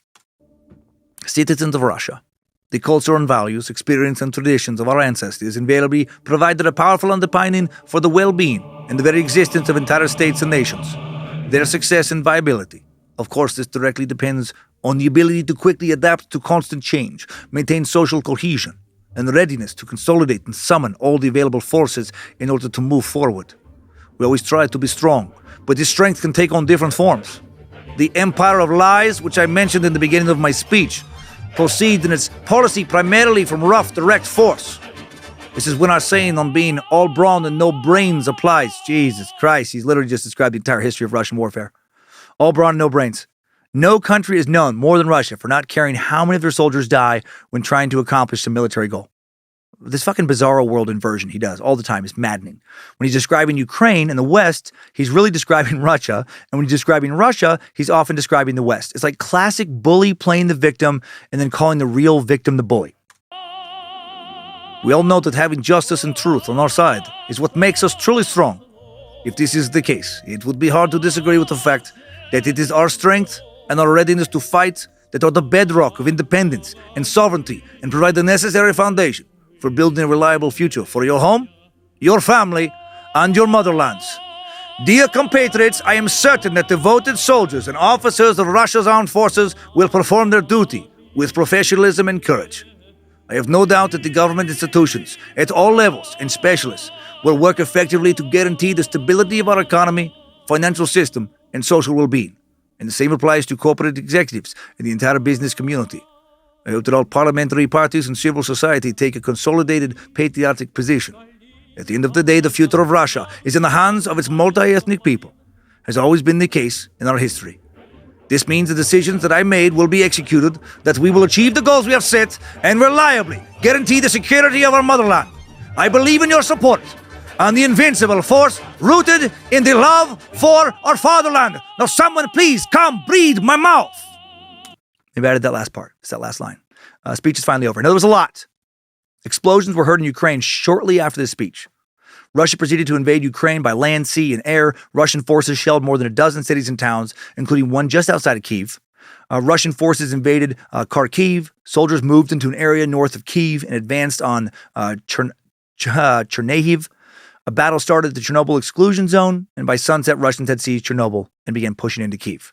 18 Ukrainian military officials were killed in an attack outside Odessa.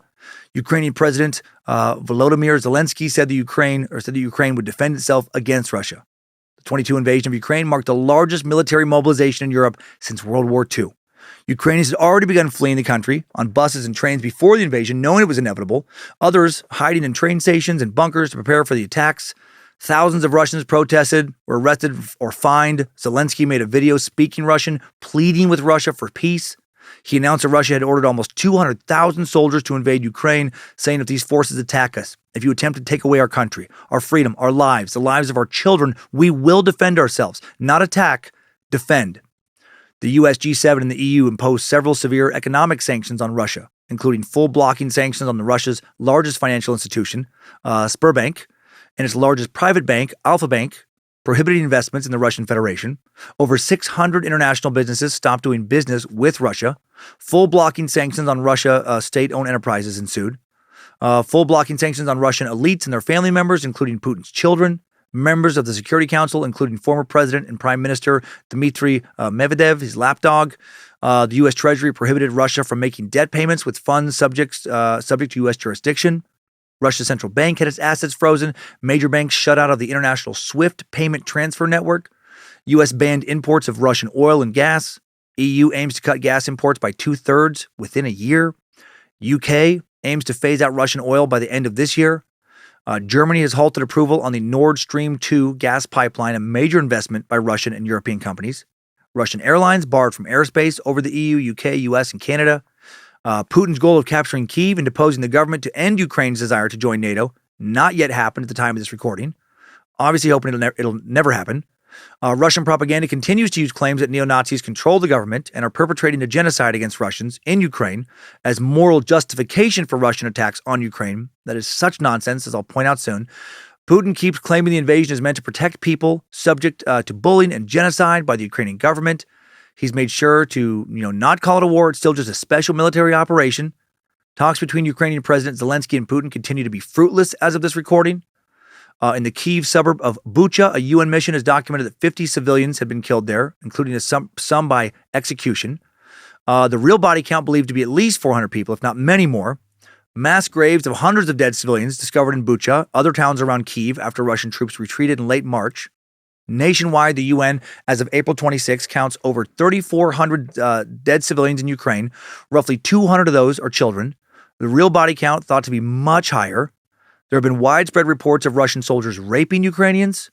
According to eyewitnesses in Bucha, Russian soldiers raped dozens of women there, most of them killed afterwards. Here's just a quick story from the BBC. You can find so many similar stories online to humanize this. In a quiet rural neighborhood 45 miles west of Kyiv, the BBC reporter spoke to Anna, who's 50 years old. They say, "We've changed her name to protect her identity." Anna told us that on March 7th, she had been at home with her husband when a foreign soldier barged in.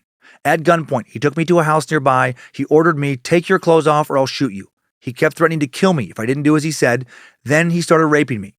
Anna described her attacker as a young, thin Chechen fighter allied with Russia. While he was raping me, 4 more soldiers entered. I thought I was done for, but they took him away. I never saw him again, she said. She believed she was saved by a separate unit of Russian soldiers. Anna went back home, found her husband, who had been shot in the stomach. He had tried to run after me to save me, but he was hit by a round of bullets, she said. They both then sought shelter in a neighbor's house. She couldn't take her husband to the hospital because of the fighting, and he died of his injuries 2 days later.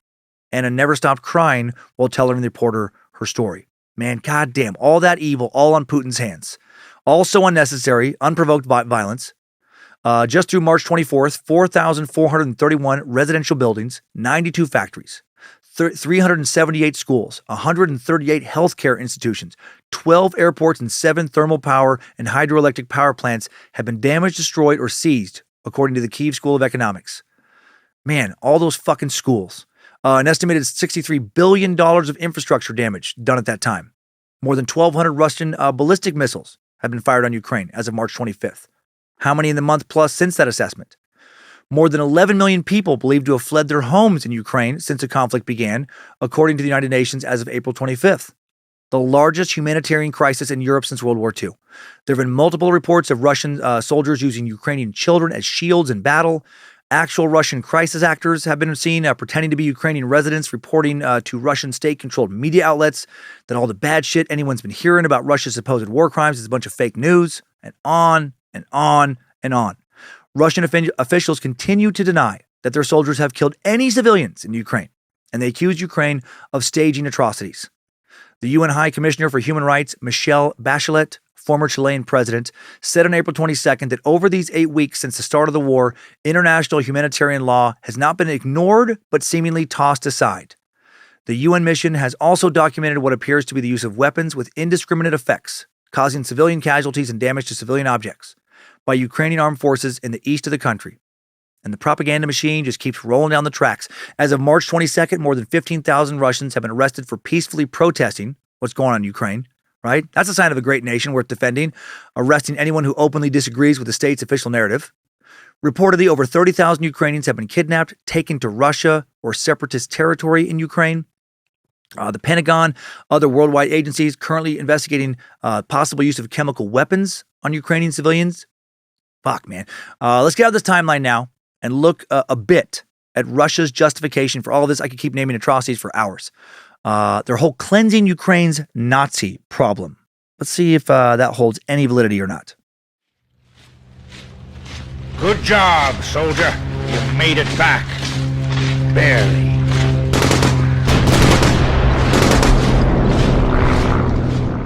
In a March 26 speech given in Poland, President Biden said, Putin has the gall to say he's de-nazifying Ukraine. It's a lie. He knows that. And it's also obscene. President Zelensky was democratically elected in a non-rigged election, getting 73% of the vote in 2019, and he is Jewish. I feel like that probably wouldn't happen in a nation infested with Nazis. Are there homophobic, racist assholes in Ukraine? Yeah. Are there nationalistic motherfuckers there? Of course. They're everywhere. I bet we have a lot more of those in America than in Ukraine. Loads more. A recent statement signed in February by more than 300 historians who studied genocide, Nazism, and World War II said Putin's rhetoric about de-nazifying fascists among Ukraine's elected leadership is, quote, propaganda. Of course, that's what he does. Here's an excerpt from an article published on at the website jewishjournal.com. Obviously, a pretty pro-Jewish website. February 27th, 2022, regarding that statement that was signed by all those historians. As we write this, the horror of war is unfolding in Ukraine. The last time Kyiv was under heavy artillery fire and saw tanked in its streets was during World War II. If anyone should know it, it's Vladimir Putin, who is obsessed with the history of that war.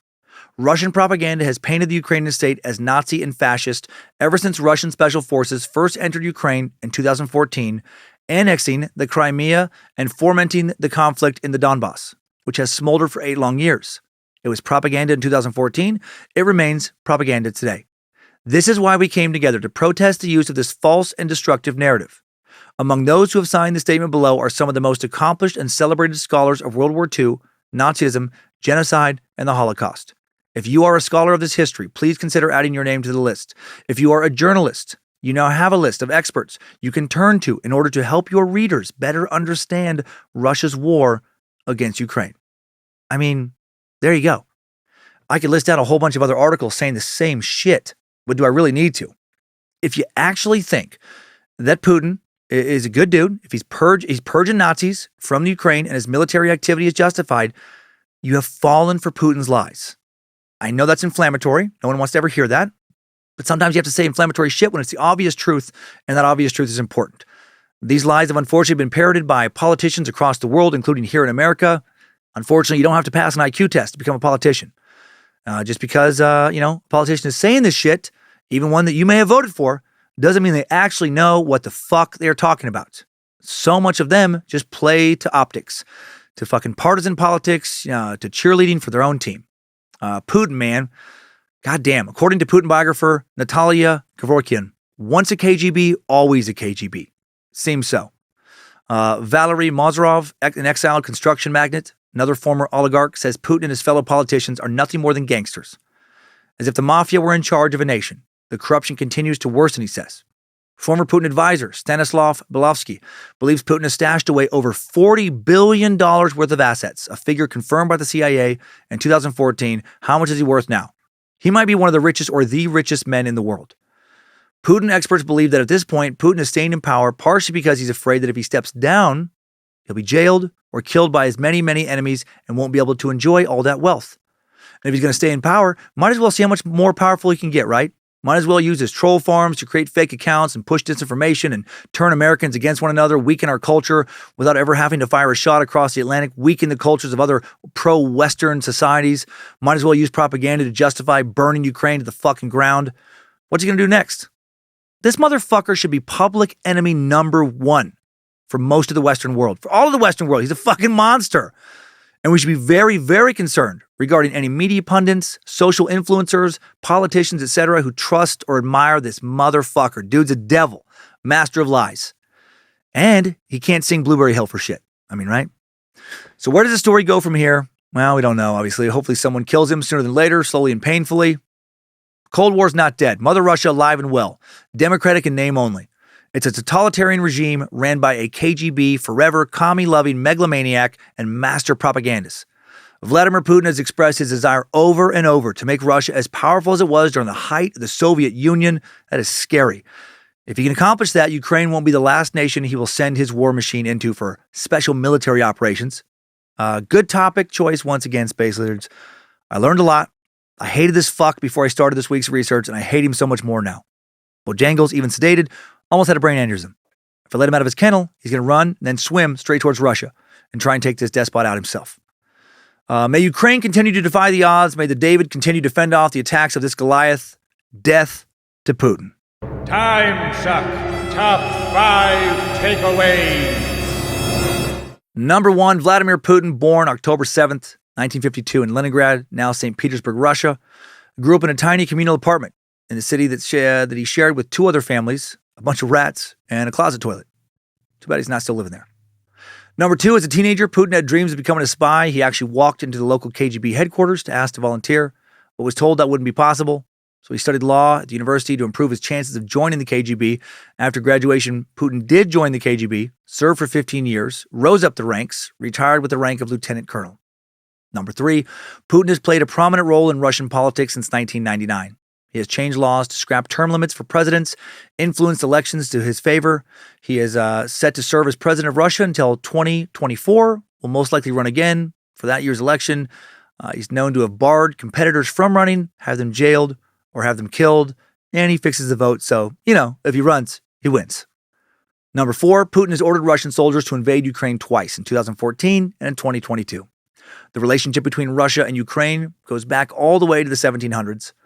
There's division between the West and East, with the East primarily supporting Russian interests, or at least half supporting Russian interests, and the West wanting to join Ukraine.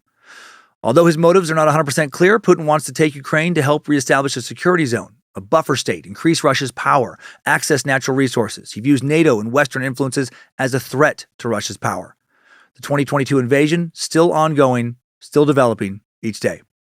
Number 5, new info. Did you know that Putin was nominated for a Nobel Peace Prize? Twice? In October of 2013, Putin was nominated for his first Nobel Peace Prize. The Peace Prize organization will accept any nomination from a qualified nominator. This could be a member of a government, a professor, or a director of a policy institute.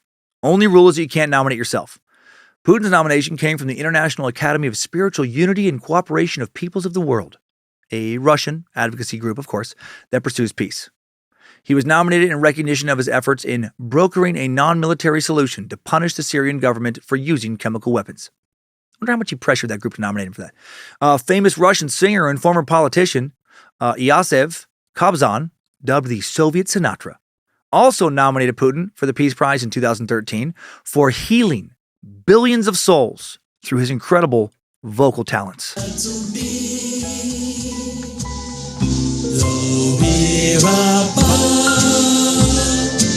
Obviously, JK. He told Interfax news agency Barack Obama is the man who has initiated and approved the U.S. aggressive actions in Iraq and Afghanistan. Now he's preparing for an invasion into Syria. He bears this title nevertheless. Our president, who tries to stop the bloodshed and who tries to help the conflict situation with political dialogue, is more worthy of this high title. Then on September 10th, 2020, a group of Russian writers led by Sergei Komkov nominated Putin for another Nobel Peace Prize. Spokesman Dmitry Peskov said the Kremlin did not make the nomination. You all know that completely different people are nominated for this award. This is an initiative of those submitting the nomination. In this case, the aforementioned writer. If this decision is made, great. If not, it's no problem as well. What an incredibly Russian statement. If he win, that is great. If he not win, it is also great. Excuse me now, while I go drink vodka, stare off into middle distance, and await the inevitable death it come for us all. Timesuck Top 5 Takeaways. Vladimir, son of Vladimir Putin, has been sucked. His story up until now, anyway. I know there were plenty of details I left out, but, for one episode, I think it gave a pretty good general picture of who that motherfucker really is. Thanks to the Bad Magic Productions team for their help in making Timesuck every week. Thanks to Queen of Bad Magic, Lindsay Cummins. Thanks to Reverend Dr. Joe Paisley for production. Thanks to BitElixir for upkeep on the Timesuck app. Logan the Art Warlock Keith creating the merch at badmagicmerch.com. Thanks to Liz for running socials, along with Logan. Liz Hernandez, the Enchantress. Thanks to Olivia Lee for kicking off the research on this one once again. 3 weeks in a row, I think now. Great job. Thanks to the All-Seeing Eyes moderating the Cult of the Curious private Facebook page. Thanks again to Beefsteak, his mod squad, running Discord. More and more people, having a good time on there. You can link to the Timesuck community on Discord via the Timesuck app. You can also easily find the Timesuck subreddit. Over 7,000 members having fun there. And now there's a Bad Magic subreddit as well. Next week, we play the dating game. That's right. Next week, we're going to have 3 eligible bachelors in the studio answering questions for a chance to win a date with me. I'll ask some questions like, if you were an animal, what animal would you be? And what car best fits your personality? Wait, no. Actually, next week, we're going to suck the dating game killer. Much darker, less happy-go-lucky fun times. 0 eligible bachelors. Darkly fascinating. Also, why does moving to a serial killer feel to me like things are going to lighten up after this week's suck? I don't know. What I do know is that between 1968 and 1979, Rodney Alcala committed numerous attacks on women. While he's conclusively linked to 9 murders, Alcala's true number of victims remains unknown and could be much higher, seeing as how he had almost 2,000 photographs in a storage locker of anonymous men, women, and children. Prosecutors would say that Alcala toyed with his victims, strangling them until they lost consciousness, and then waiting until they revived, sometimes repeating this process several times before finally killing them. One detective would even describe him as a killing machine. Perhaps even worse, he left his victims in terrible poses for people to find, horrifying them when they came across naked dead bodies posed in sickly, playful positions. Murder truly was a game to him, and he was good at it. Multiple times, Rodney skated right by law enforcement or got out of long prison sentences. He even disguised himself as a good guy long enough to appear as a contestant in a September 1978 episode of The Dating Game, where he was introduced as a photographer by host Jim Lang, and he made contestant Cheryl Bradshaw laugh with his impression of a dirty old man. She had no idea how dirty Rodney actually was. Because she picked him, she was supposed to go on a date with him, luckily didn't, found him too creepy. Good call, Cheryl. Way to trust your gut. Sounds like it literally saved your life. After its appearance on The Dating Game, Rodney would kill again. The dark and disturbing story of the dating game killer next week on Timesuck. Right now, time for Timesuck's Timesucker updates. Updates? Get your Timesucker updates. That was the worthy one today. I feel like my tongue is numb. Let's start off with an anonymous Epstein update. Some inside scoop information I couldn't give you since I've never worked in a prison. I love this kind of shit. So an anonymous meat sack writes, Suck Nasty the Master Sucker. Man the Dan. Shit, I messed that up. Anyway, what's up, motherfucker? First, I want to give a shout out to all you guys at Bad Magic. I've been listening to Timesuck. Is We Dumb and Scared to Death for about a year now. It checks all the boxes. Learning interesting shit. Yep. Laughing at childish jokes. Yep. Getting unnerved. Also, yep. So thank you guys for getting me through some really long weeks over the past year. Now on to the point of my email.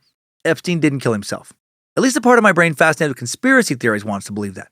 However, I've worked in prisons for coming up on a decade. 6 of those with the BOP, not of Brooklyn, and most of that has been in the SHU. It's pronounced like shoe, as in check for shoes, by the way.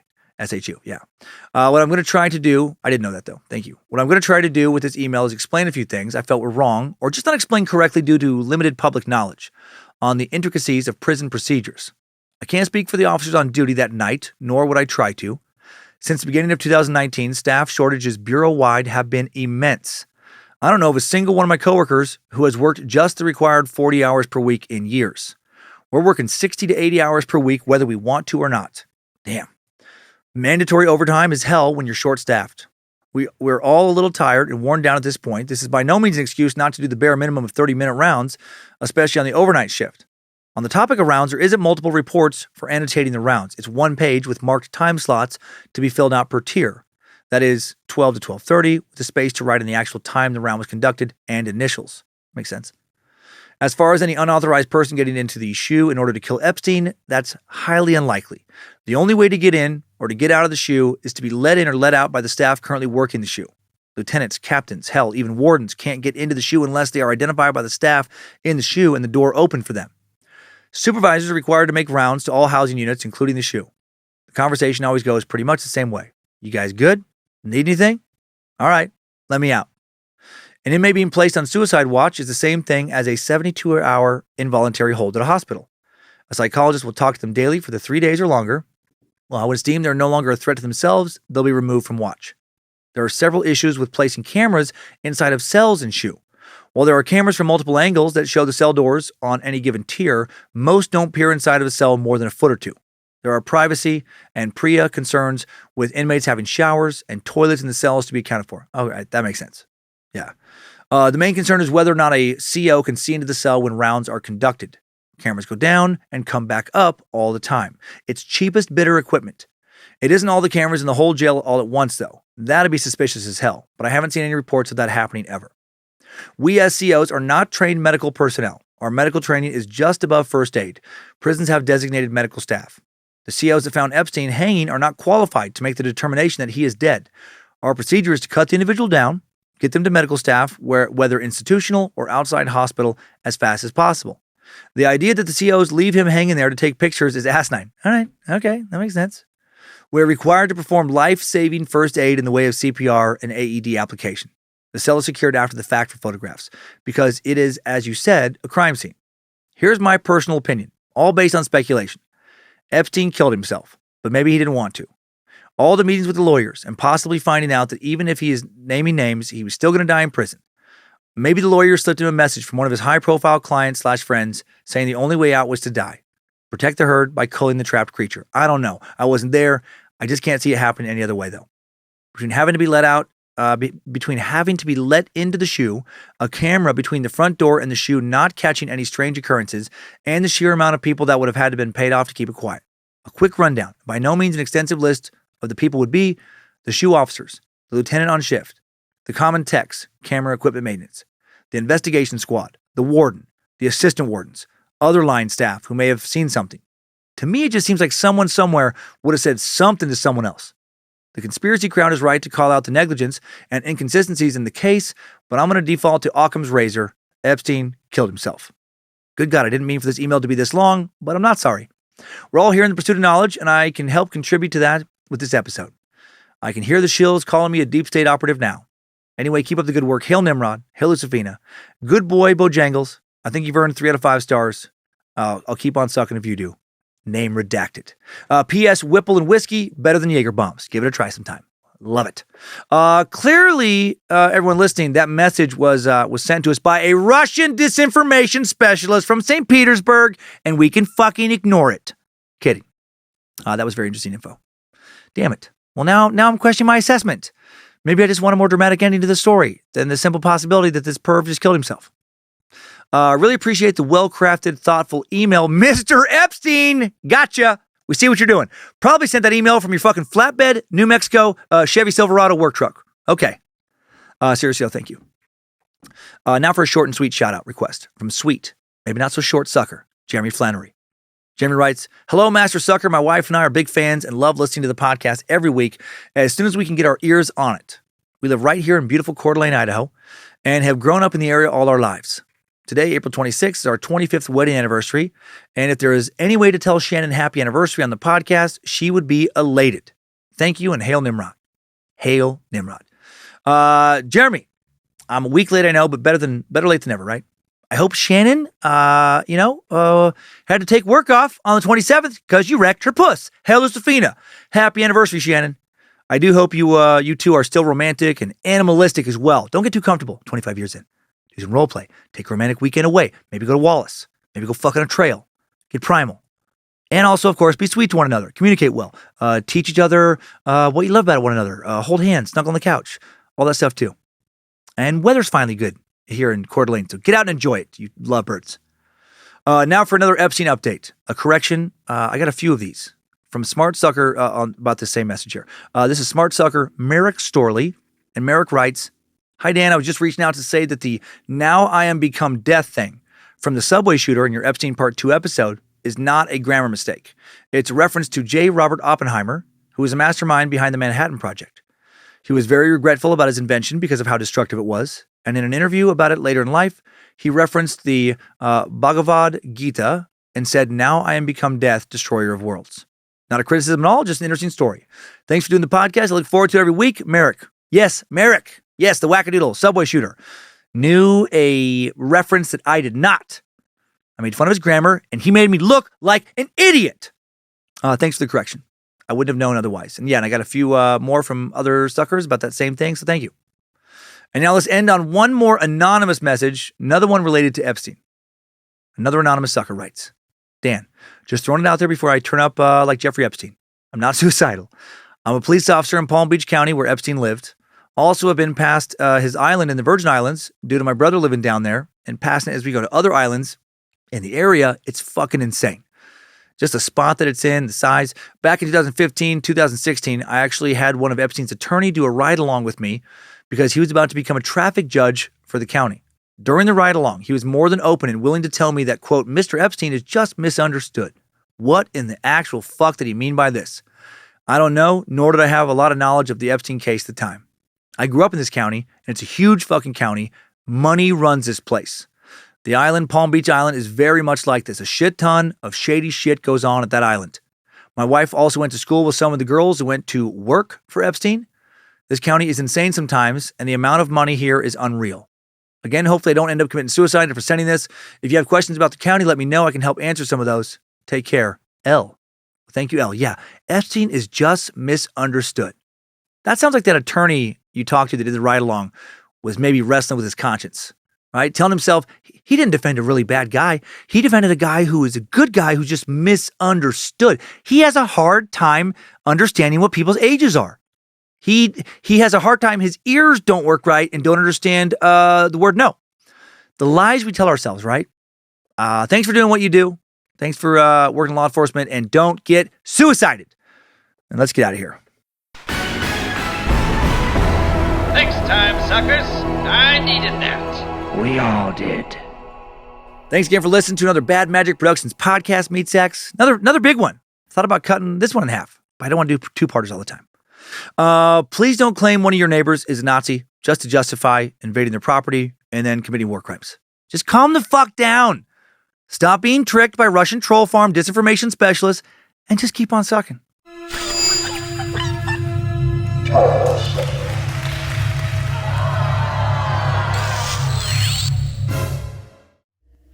Bad Magic Productions. Oh, Comrade Paisley, I need you to do something for me, for Russia. What do you need? I need you to shoot Logan in the face with a gun and kill him. No problem. Be right Thank back. you. Jesus. For Russia, just you leave it. Kill him. Put it later. Comrade Paisley. Okay, I got it. Sorry about that. When you finish with War Eagle, I want you a little upset. You dropped Woody on the ground. Woody's right there. No, you drop him. You drop him. A clumsy mistake. I need you to fix your mistake. Sorry about that. I didn't mean to drop him. Here you go. Thank you. You're welcome. Is that good? That's very good. Anything else right now? For today workout, go on the roof Okay. and please just jump off and Okay. come back Right with broken Wait, legs. I'll try to be right back. He's a good comrade. He get it.